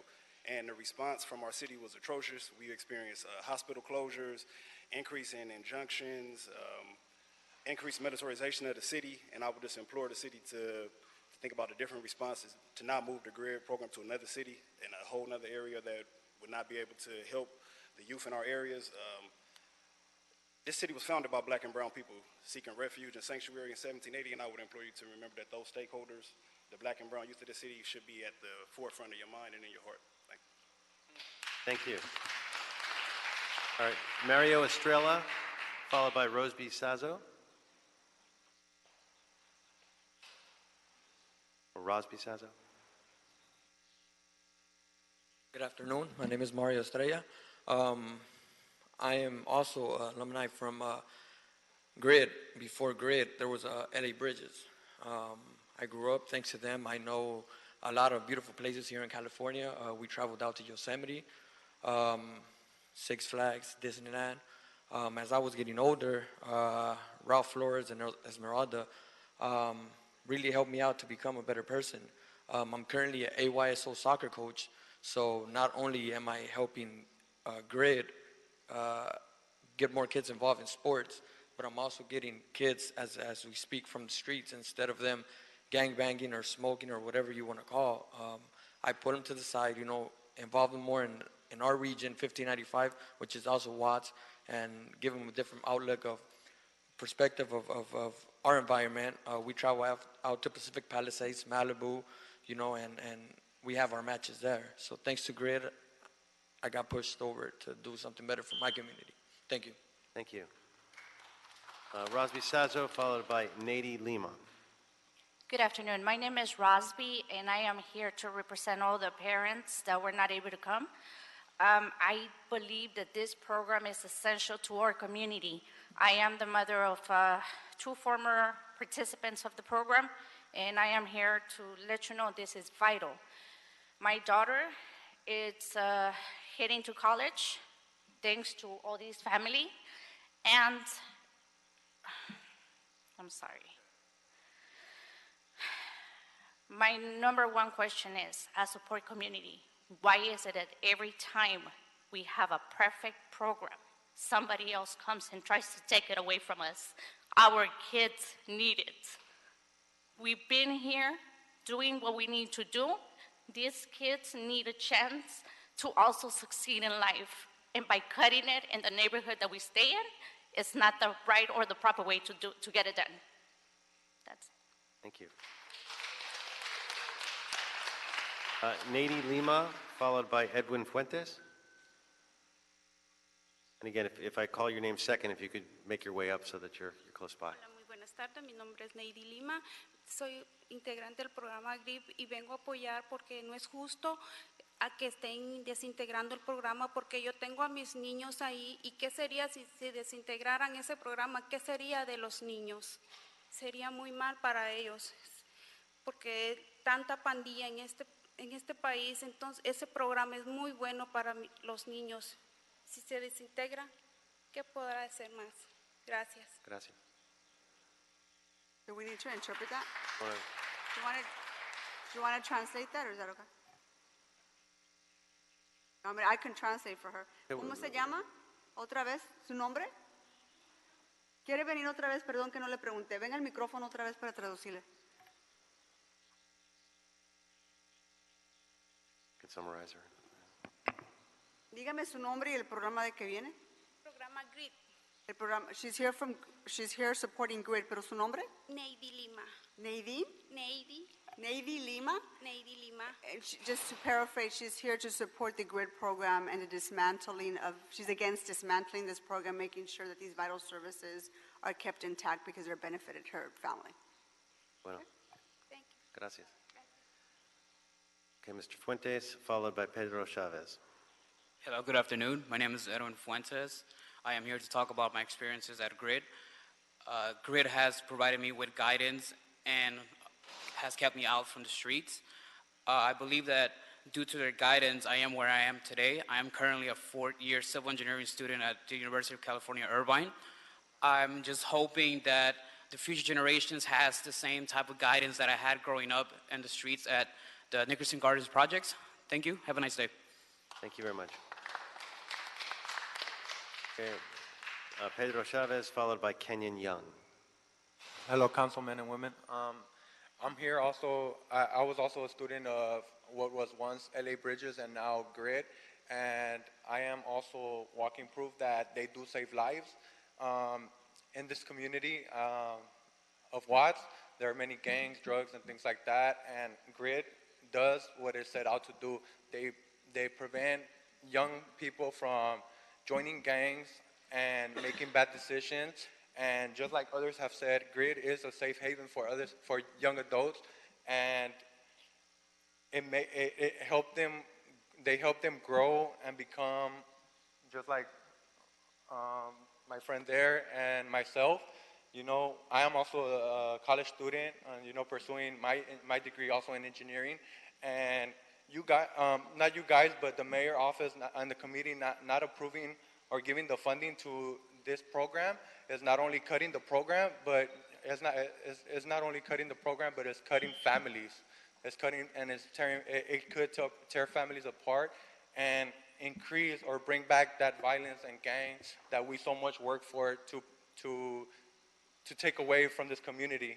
And I'm sorry, but in California, more money goes to prison systems than it does in school. And me, myself, I just cannot support that, and I hope you guys don't either. Keep this program alive. Thank you. Thank you.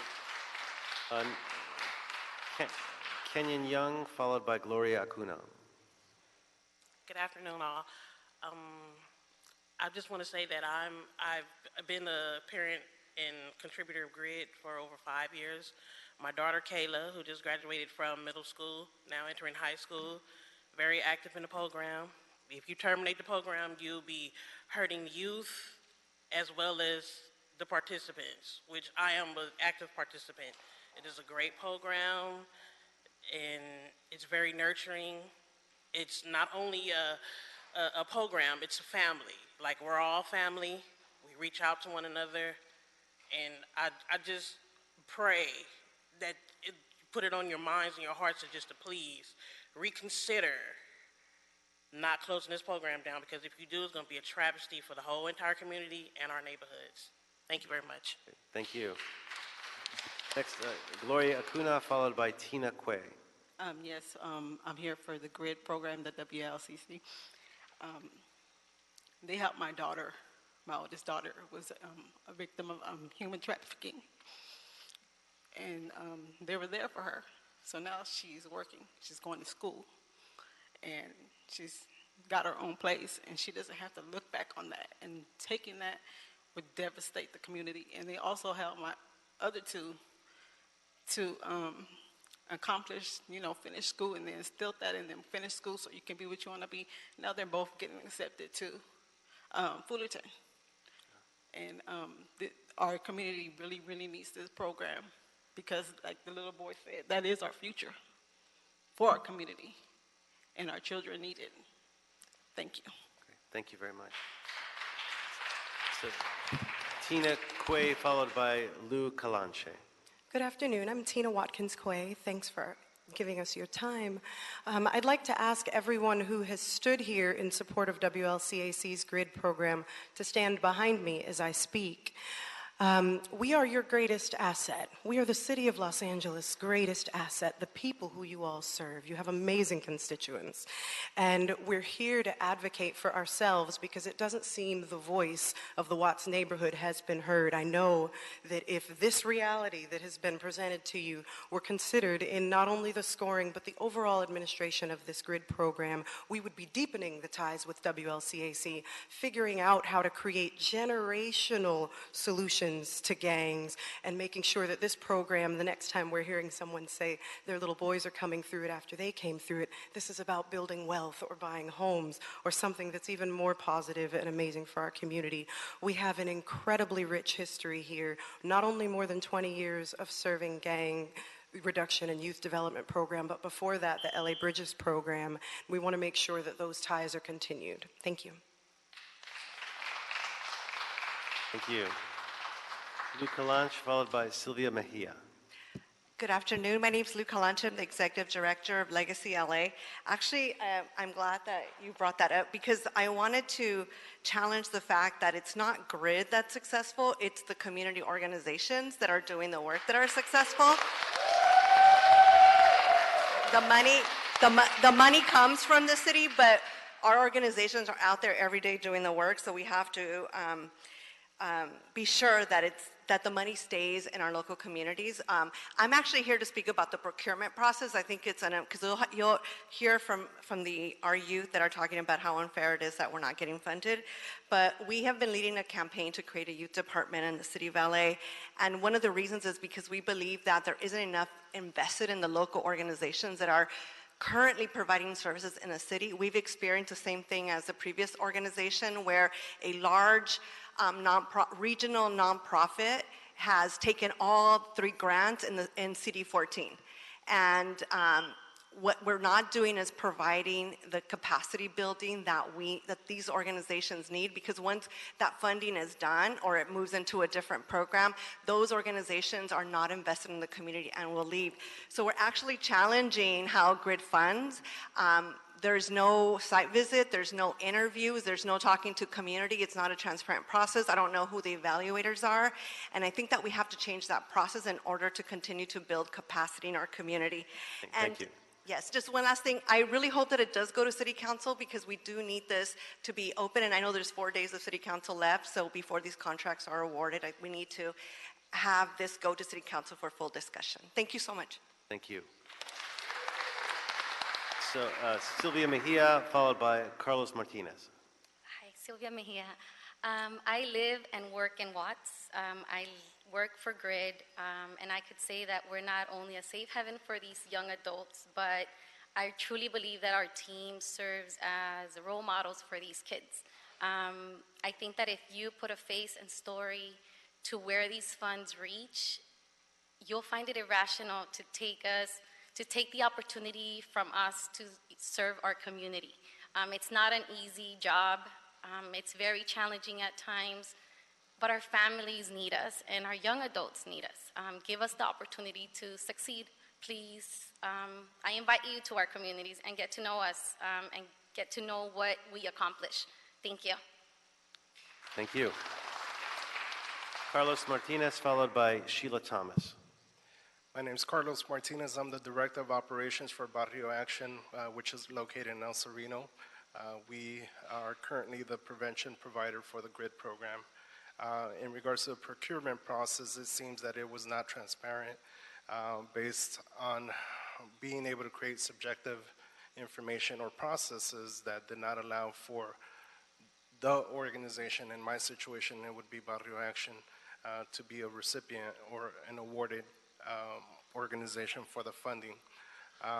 There was discrepancies based around evaluations that were from a year ago versus current evaluations to, as you've heard, current performance levels that have shown some growth for every organization. So based around that, I would highly recommend for City Council to review this in much more detail. Thank you very much for your time.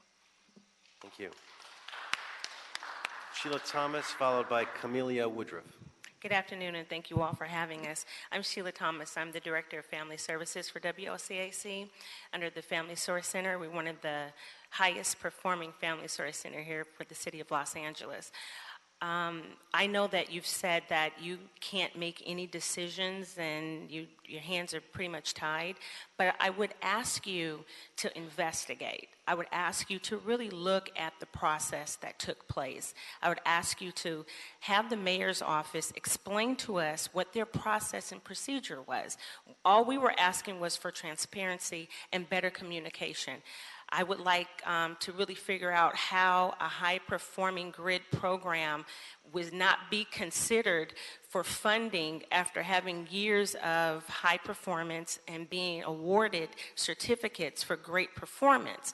We're not just talking about political relationships that whoever may have had. We're talking about lives. We're talking about lives in a community where there's an organization has spent over 53 years building trust and neutral zones for the residents in that community. We are practitioners. We're good at what we do. Thank you. Thank you very much. Camelia Woodruff, followed by Henry Brown. Good afternoon. My name is Camelia Woodruff, and I just want to say that you have to have a passion, a genuine heart, and courage to do the job that we do, and I don't think no one is going to serve our community the way that we do. Thank you. Thank you. Henry Brown, followed by Elton Blake. Good evening. You know, I said, wow. I just knew when I decided to come down, I would be looking to hear that a program would be refunded, not defunded. I want to leave you with 5 words that you need to look at GRID as it symbolizes for 20 years. One that has a great impact not only in Watts, but the city of LA. 2, compliance. Who you talking about compliance? If you see the lives that have been saved with this great staff. Life-saving. I've been to many programs. I've been to many candlelight services. People are dead and all, and the staff of GRID has stepped up to the plate and saved lives. The staff. We talk about Father's Day. Some of these staff members have not only been fathers, but they've been dads, mothers, and sisters. So as we heard today about all these great people who stand behind this program, re-look at the evaluation and talk about the compliment. God bless you and have a good day. Thank you. Thank you. Elton Blake, followed by Bobby Busby. Hi, thank you guys for being here. My name is Elton Blake. I'm the program director of WLCC Job Training Program, and we stand strongly behind GRID because we truly believe it takes a village to raise the right people. At this time, we don't think it's in anyone's best interest to take away the trust that the community has already placed in this GRID program and the successes that it has been there. We understand that there's politics involved in everything, but basically at the end of the day, we need to basically think of the children and the community and the positive effect that we have on what you guys have given us the power or the authority to do. So thank you guys for being here. Thank you. Thank you. So Bobby Busby, followed by Billy Titus. Good afternoon, Council. My name is Bobby Busby. I've been in the Watts area since 1963. I've been working volunteer or otherwise since 1973. I don't know what happened, but I understand the GRID was lost. It's still going to be there, but it was lost. I don't know anybody else that could run this better than they do. And if they couldn't run it, I would be the first one up here to let you know. I feel these people that are coming up, and I know that they're telling the truth because I've worked with WLCAC for years. I don't know what happened, why the points was low. I want to say you need your what-you-call-it. But look, these people know how to run this. Now, you can take it and give it to somebody else, but I'm going to let you know right now it's going to hurt our community. Not just Nickerson housing projects, Jordan Down housing projects, Imperial Courts housing projects, and Gonzac, because they actually do what they are called on to do. I've worked with them as a volunteer to see that they do. I've go different places where different people work in Nickerson, and you have those that don't work, but these people do work. Thank you. Thank you. Billy Titus, followed by Anna Bryan. How you doing? My name is Billy Titus. I do security for WLCAC. I'm the one that watch over the kids every day for 25 years. If you take this program away from us, you're going to hurt a lot of babies, believe me. I'm there to save them. So I don't know what that hospital is going to do for us, but I know what WLCAC do. You have a good day. Thank you.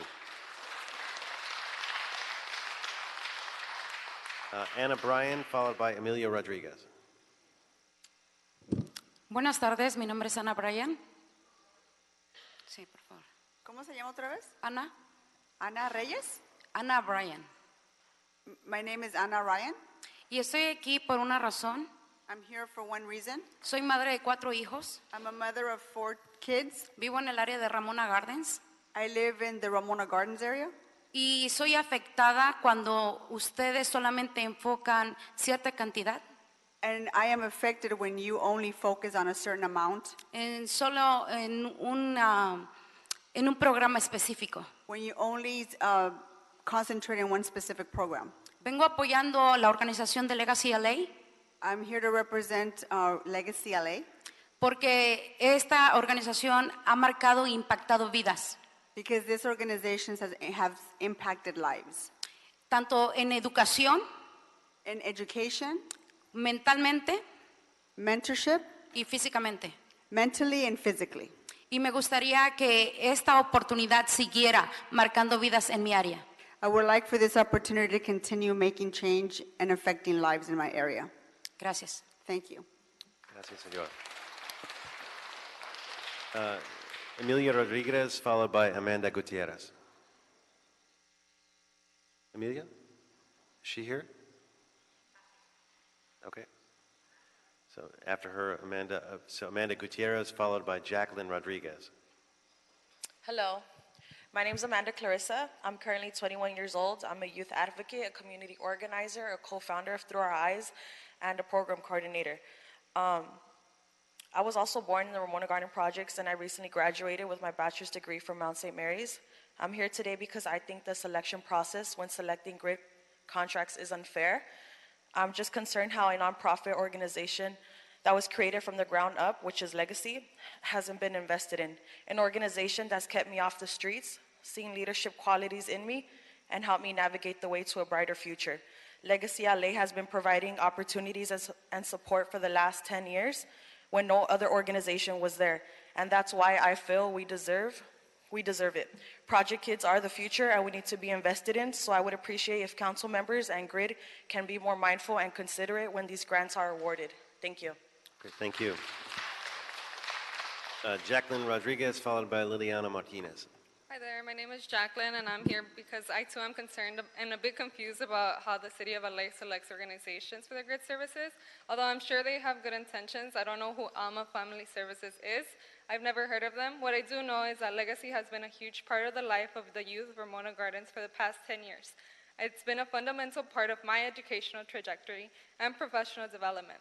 I just graduated from Occidental College in May. My junior year in high school, Legacy LA provided me with a summer job. As part of the Youth Council my senior year in high school, I was part of the research project that successfully got air filters installed in our local elementary school. A crucial victory because we live surrounded by freeways, factories, and truck traffic. Throughout college, they kept a good connection with me, always inviting me back for events and programs. They were also extremely supportive throughout my senior thesis project about air pollution in college. Because of this, I'm surprised that Legacy has not been taken into consideration. What has been made clear is that there has not been enough conversations with the youth when it comes to the GRID selection.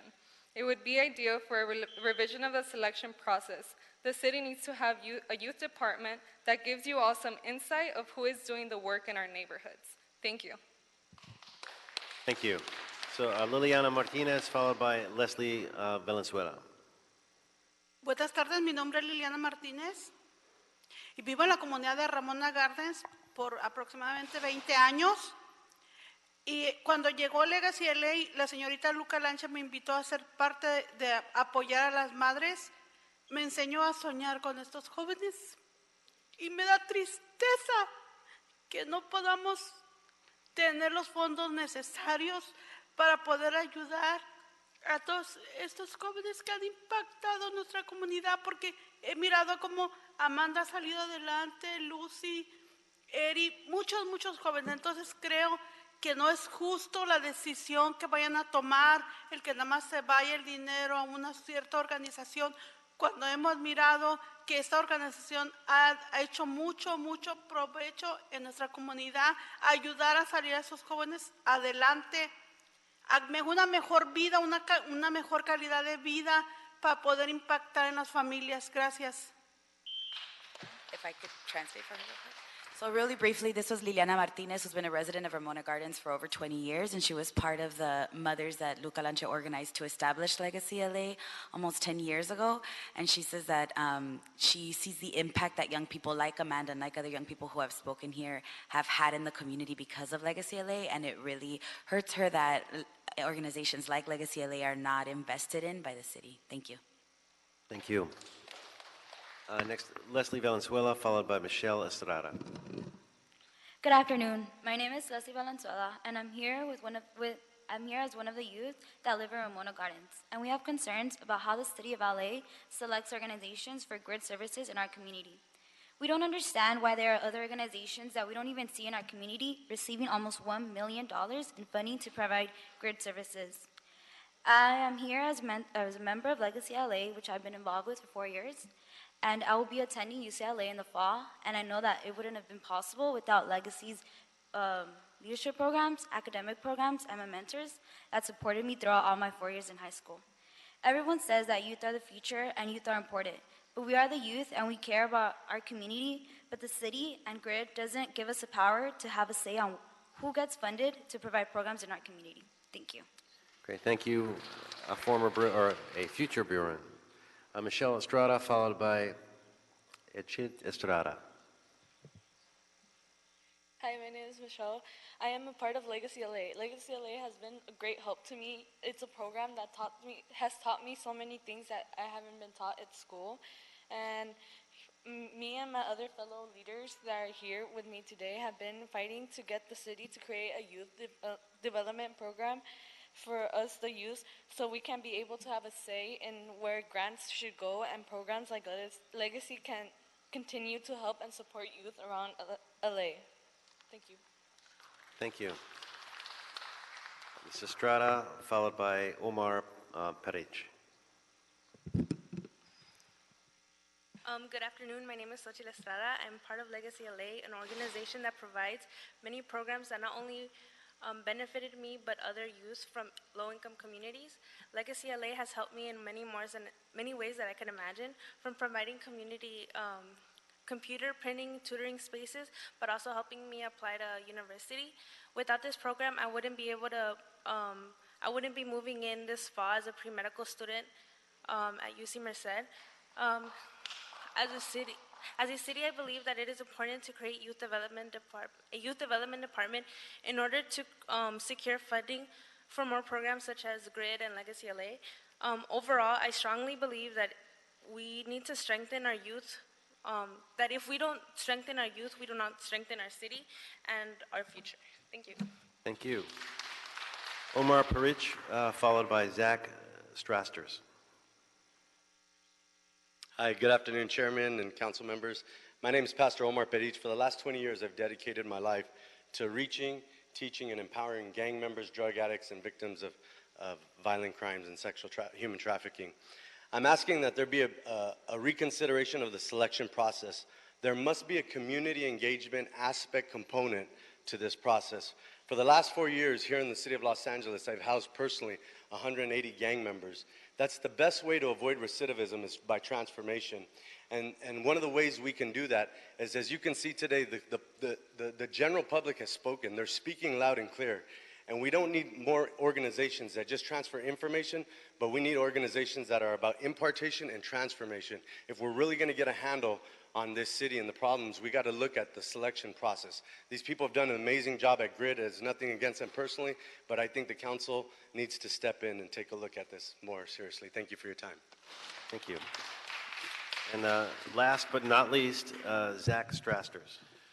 Good afternoon. My name is Zach Strasters. I'm Director of Compliance for the ARMS organization. And with my moment, what I'd like to talk a little bit about is the importance of a footprint in the community for which the organizations that GRID is selecting represent. As you can see, the organizations that have made an impact in the lives of the young individuals here that are coming out today to voice their concerns over the changes, over the political and bureaucratic elements, it's important to recognize that if these young people didn't believe so strongly in the impact that's been made in their lives by those organizations, they would not have come out today. I think it's no wonder that you'll find that the organizations who are in question are not here to defend themselves. Part and parcel, that has a lot to do with the fact that they realize that the grassroots system, the bodies, the families, the lives that have been transformed, they will speak for themselves. LA's known for its outspoken nature, and so it's no wonder that when we come in with bureaucracy, it's going to cause some sort of tumult, and that's why we have these people here today. Our concern primarily is with the transparency of the process. Ask the people and they'll tell you. ARMS has been present in their areas. We've gone after Rampart and Olympic, and we have a footprint because we're present doing the work in the community. Thank you. Great, thank you. And thank you to all the speakers who were here and speaking passionately. We appreciate you taking the time to do that and the passion by which you speak. I'd like to now invite up Ann Tremblay from the Mayor's Office of Gang Reduction and Youth Development and Ruben Wilson from the Mayor's General Counsel for Public Safety to the podium to provide us an overview of the GRID contracts and a discussion about the current dollar amounts and the process that we're going through. And again, reminding everyone, we're not making a decision on GRID today. We're trying to learn about the process. So Ms. Tremblay, thank you for being here. Thank you, Mr. Chairman. Thank you, council members. I'm pleased to be here on behalf of Mayor Eric Garcetti once again to talk to you about the Office of Gang Reduction and Youth Development. As you may be aware, the GRID office is part of the Mayor's Office of Public Safety under the leadership of Deputy Mayor Jeff Gorell. We were in this room 3 years ago to brief the then members of this committee with regard to the 2015 procurement process, as well as the significant expansion of GRID at that time with an additional an increase in the number of zones, an increase in dollar amounts that went out to community-based organizations, an increase in the number of intervention workers, and more parity between the funding of gang prevention and intervention throughout the city.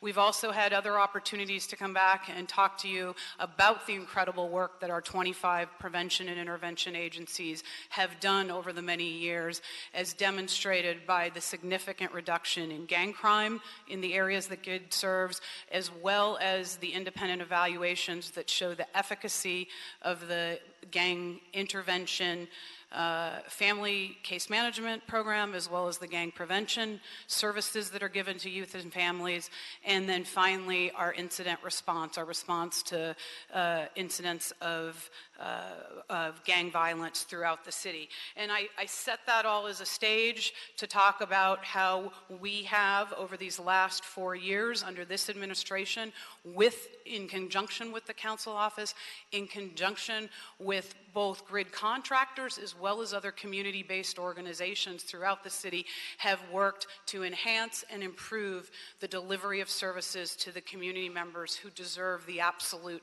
best. It is true that the agencies and their staff do the work, and we invest as a GRID office in the agencies, in their development, in supporting them with resources, training,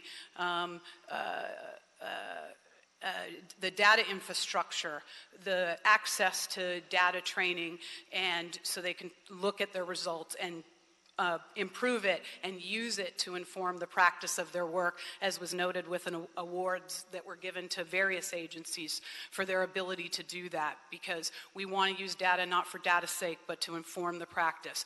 We've added things like trauma-informed care, outreach and training on domestic violence and human trafficking.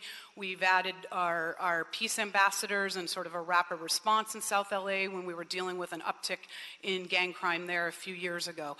All of those things have been a result of the investment by the Mayor's GRID office and the tremendous partnership and collaboration that we have throughout the city family and with our GRID providers. The GRID office is very proud and appreciative of those partnerships, and as such, the GRID office, our GRID team, does not participate in the procurement process and the evaluation. That's because we know these agencies well. We work with them on a daily basis. We know strengths, weaknesses. We know how they've improved, et cetera. We're too close to them. And the concern is, as expressed by many, that our office would have bias for or against based on that deep knowledge and understanding of the agencies and working with them. So the GRID office, the GRID team and staff are not part of the procurement process. We don't participate in the evaluations.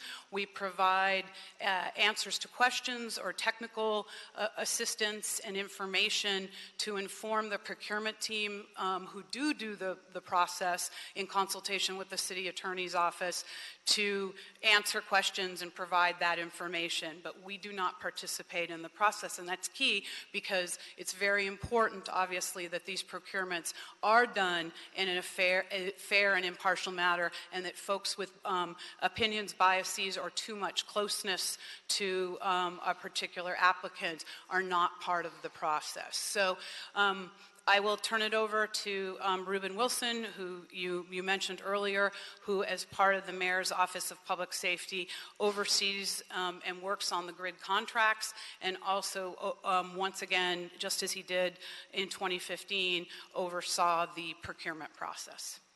Thank you. Thank you. As Ann mentioned, this procurement process is repeated every 3 years.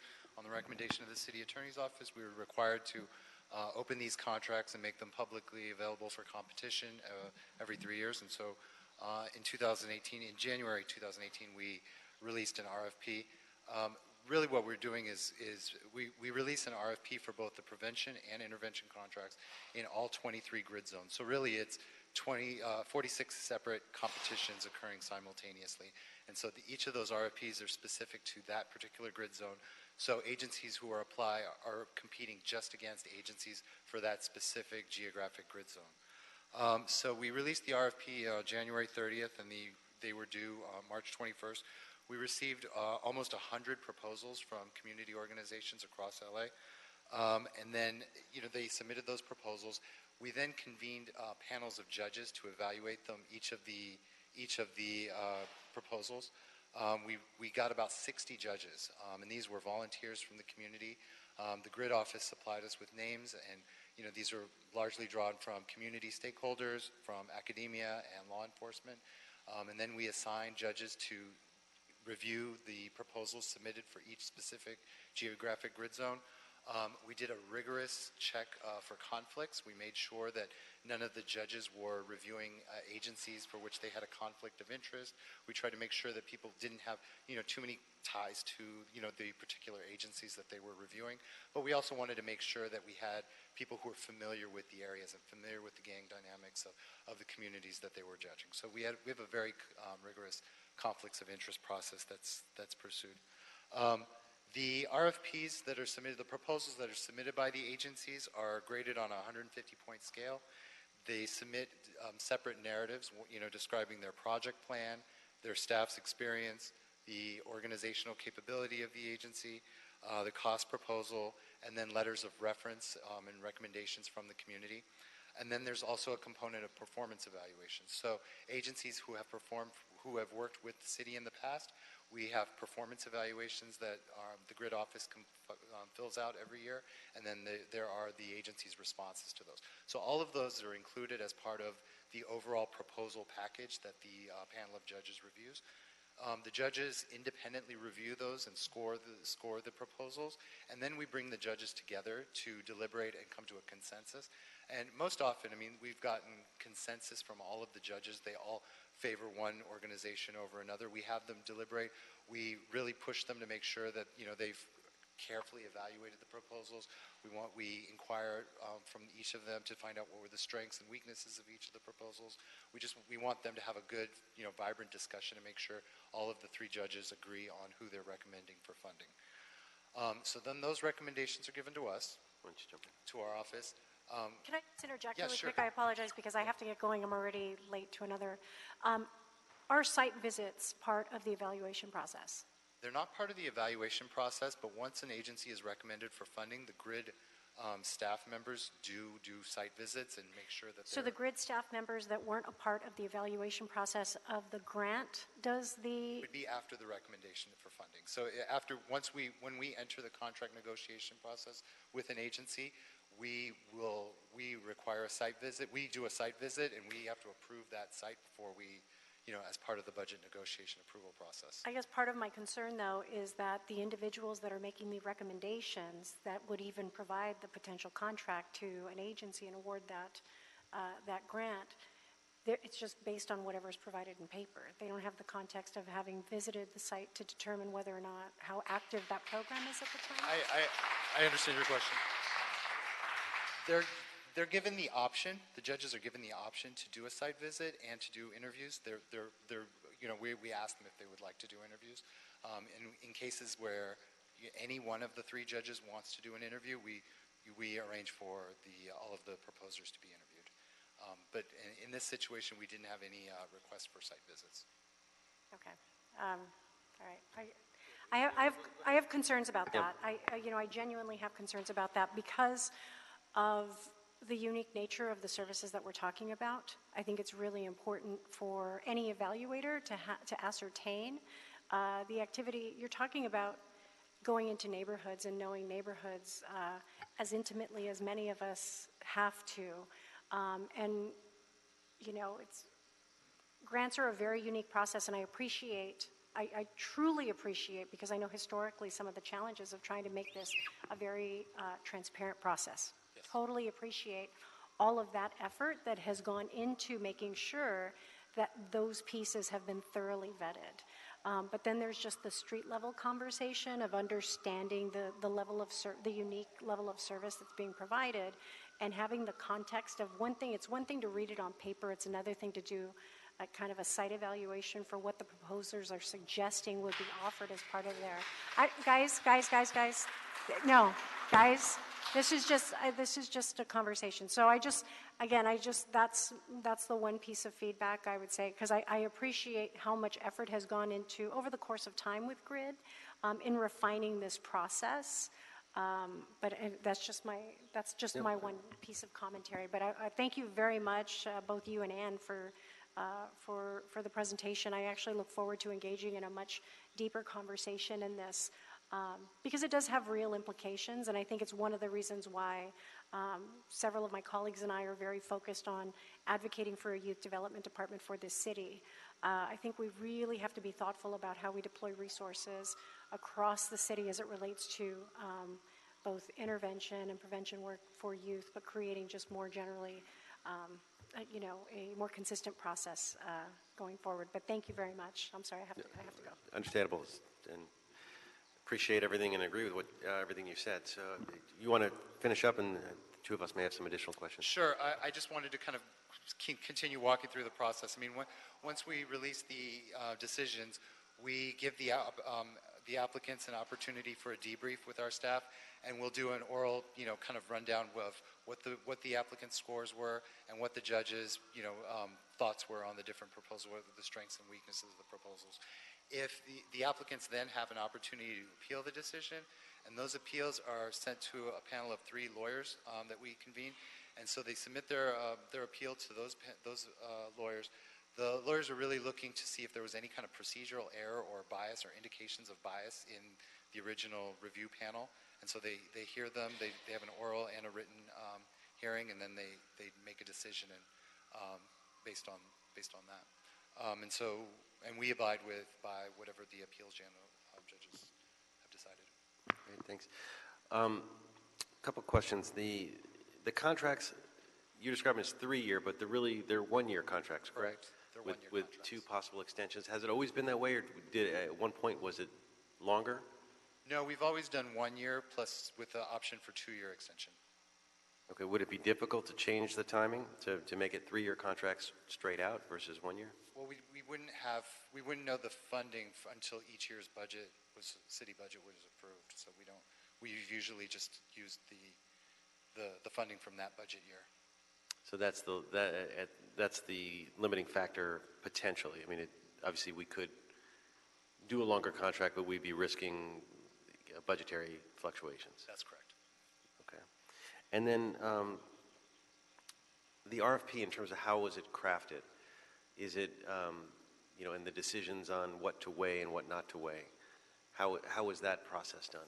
You mean what's the components? What's required in the RFP? Or? In terms of what's required in the RFP, I mean, obviously we weight different aspects, experience, number of staff, all sorts of things are components of the process and that go into the RFP of signaling to the grant seeker what's important and what's not important. How do we make those determinations? That's drafted by the mayor's office in conjunction with GRID. The GRID office, puts input into what kind of factors they want the judges to look at. City attorney vets the RFP as well. Okay, and then the evaluators, you said they're chosen with the community. Are the council offices involved in helping choose the evaluators or involved in that process? We did not. I don't know if we brought in input from council offices for that. I don't. I certainly asked broadly for folks if they had any suggestions or names, including to council offices, because we wanted a broad list of folks that understood this work and worked in the community. But then the procurement team assigned and selected judges. If we had information that somebody might not be appropriate for a certain area, we shared that, and then they vetted for the conflicts and might have assigned a judge that would be a good judge, but maybe not in a particular area because of a conflict. But we took names and suggestions from all over because we know this is a unique and particular work and want folks, and we heard that feedback previously about who are these judges. If it's just academics or people in an ivory tower, that may not be the best choice, that it needs to be people who come from community-based organizations, people who come from communities that are served by GRID, et cetera. Okay. And then where are we now in the procurement process in terms of when is it complete, or what are the steps that are in front of us? We've announced all of the decisions. We have a few appeals that are pending to be heard towards the end of this week, and then we're hoping to have contracts executed by July 1st. Okay. Ms. Martinez? My question is more about process. So, how many appeals do you have currently that you're reviewing? I think around 10. You have total. 10 appeals, and you have until July 1st to execute a contract. Yeah, because our current year contracts end June 30th, Right. so the new year for all. No, I understand that. But in terms of how does this play, Mr. Chair, in terms of the discussion here today, the motion that is currently, was that already submitted in council this morning? It was not. I know that they were trying to get it in, but that Mr. Marquise Harris-Dawson and Gil Cedillo have a motion that may change. So how would that play out? I think I need you to walk me through. There's a discussion here today. There's a potential motion in play, and you're scheduled to execute a contract on July 1st. I'm not aware of the motion. I don't know the I guess details of the motion. I can try to answer that a little bit. Okay. If the council were to step in and do a motion that would say do not execute a contract on July 1st, and we were to pass that in council before that would happen, then they would not be able to do a contract on July 1st. What happens next then is sort of up in the air and the subject of I think the difficulty in doing such a motion, but that's, technically I think where it was at. Absent intervention in any sort of manner, then this moves forward on July 1st. Did Well, you all of want our any? existing agencies' contracts would expire June 30th. I don't know. Yeah, and so I guess I'm not aware of the motion or the contents of the motion either. I have talked with several council offices, including we've been keeping those council offices abreast, including the two you mentioned with regard to the motion. But the contracts end on June 30th, and so if we're not able to execute new contracts, then obviously we wouldn't be able to ask agencies to service these communities without a contract. Sometimes the contract execution actually happens a few weeks later, but we backdate at the execution date to July 1st.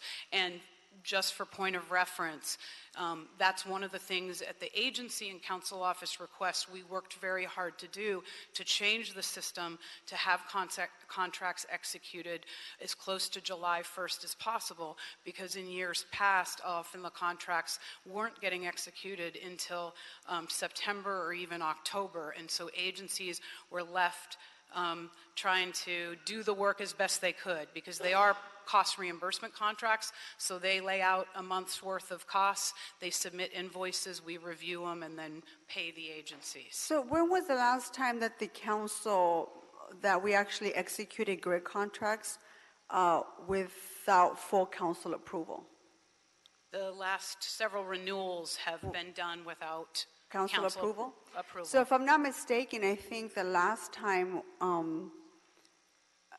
this happened was when my predecessor, now Congressmember Tony Cardenas, was on council.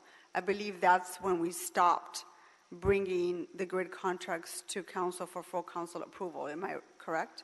I believe we brought the grid expansion and those contracts to council in 2015.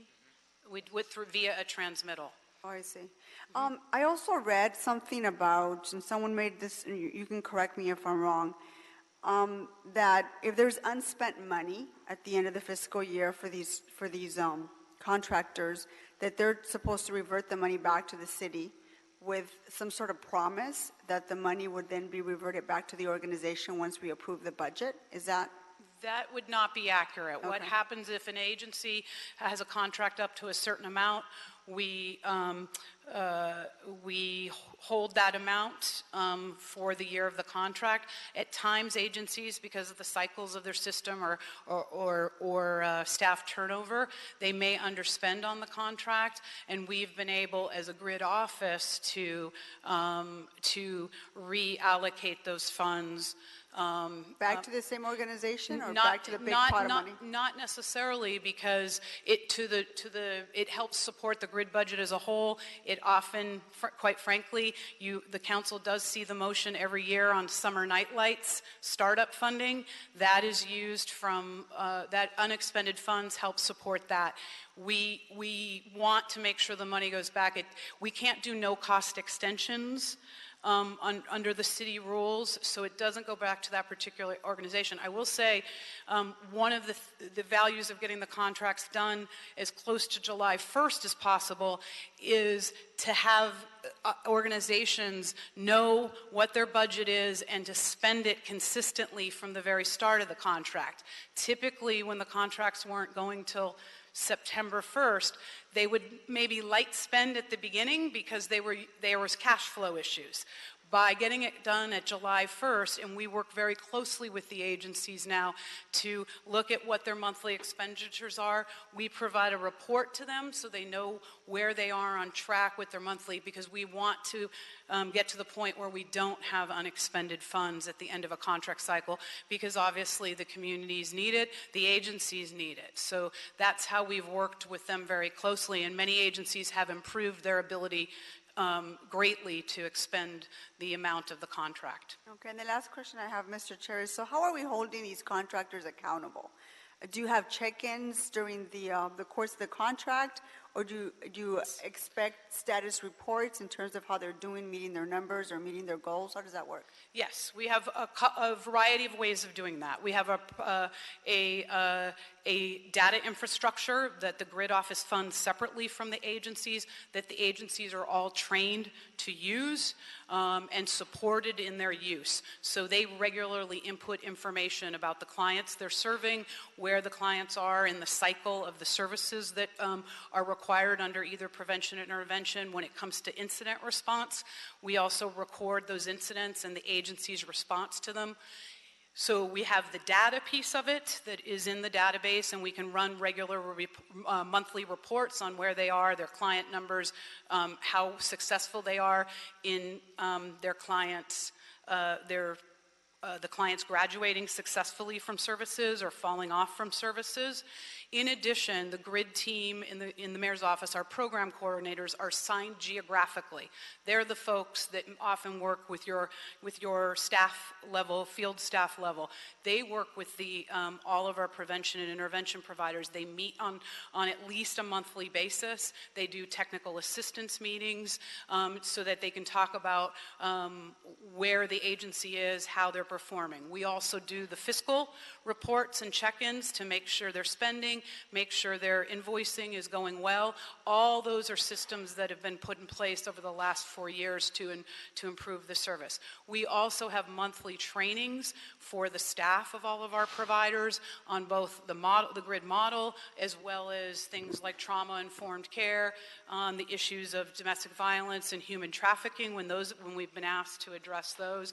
So it's a combination of training, meetings, technical assistance, and data analysis, and then the evaluation reports that come out from our data research and evaluation team also go down by zone level, so the agencies can see and we can discuss how they performed in comparison to the other agencies in the city as well.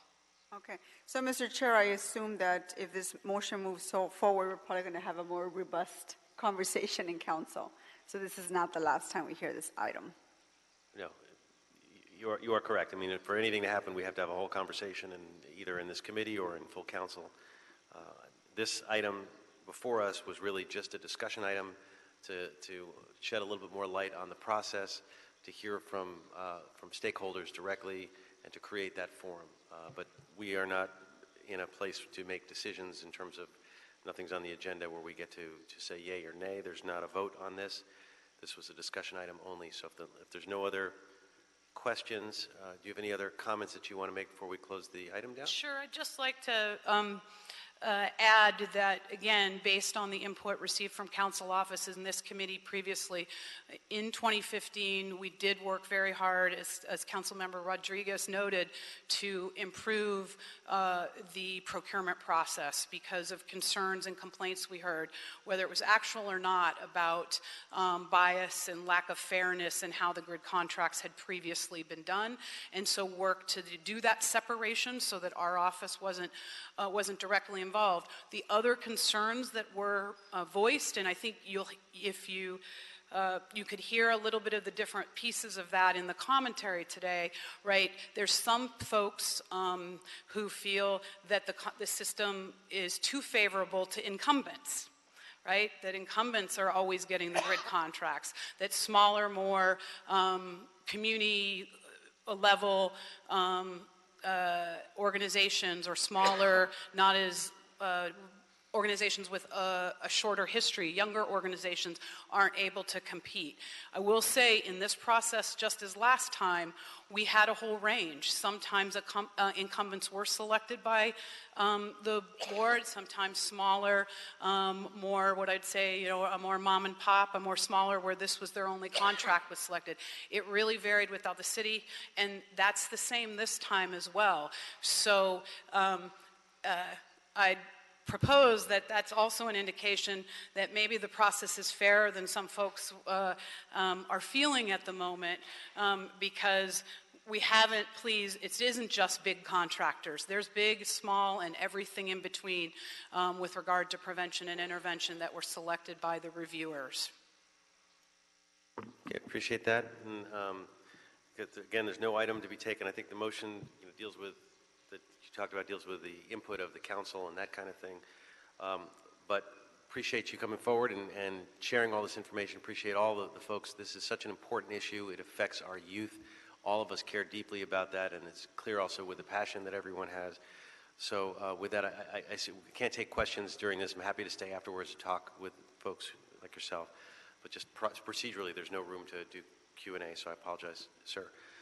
With that, is there anything else before us, Mr. Espinosa? No, Mr. Chair. Okay, then this meeting is adjourned. Thank you all very much.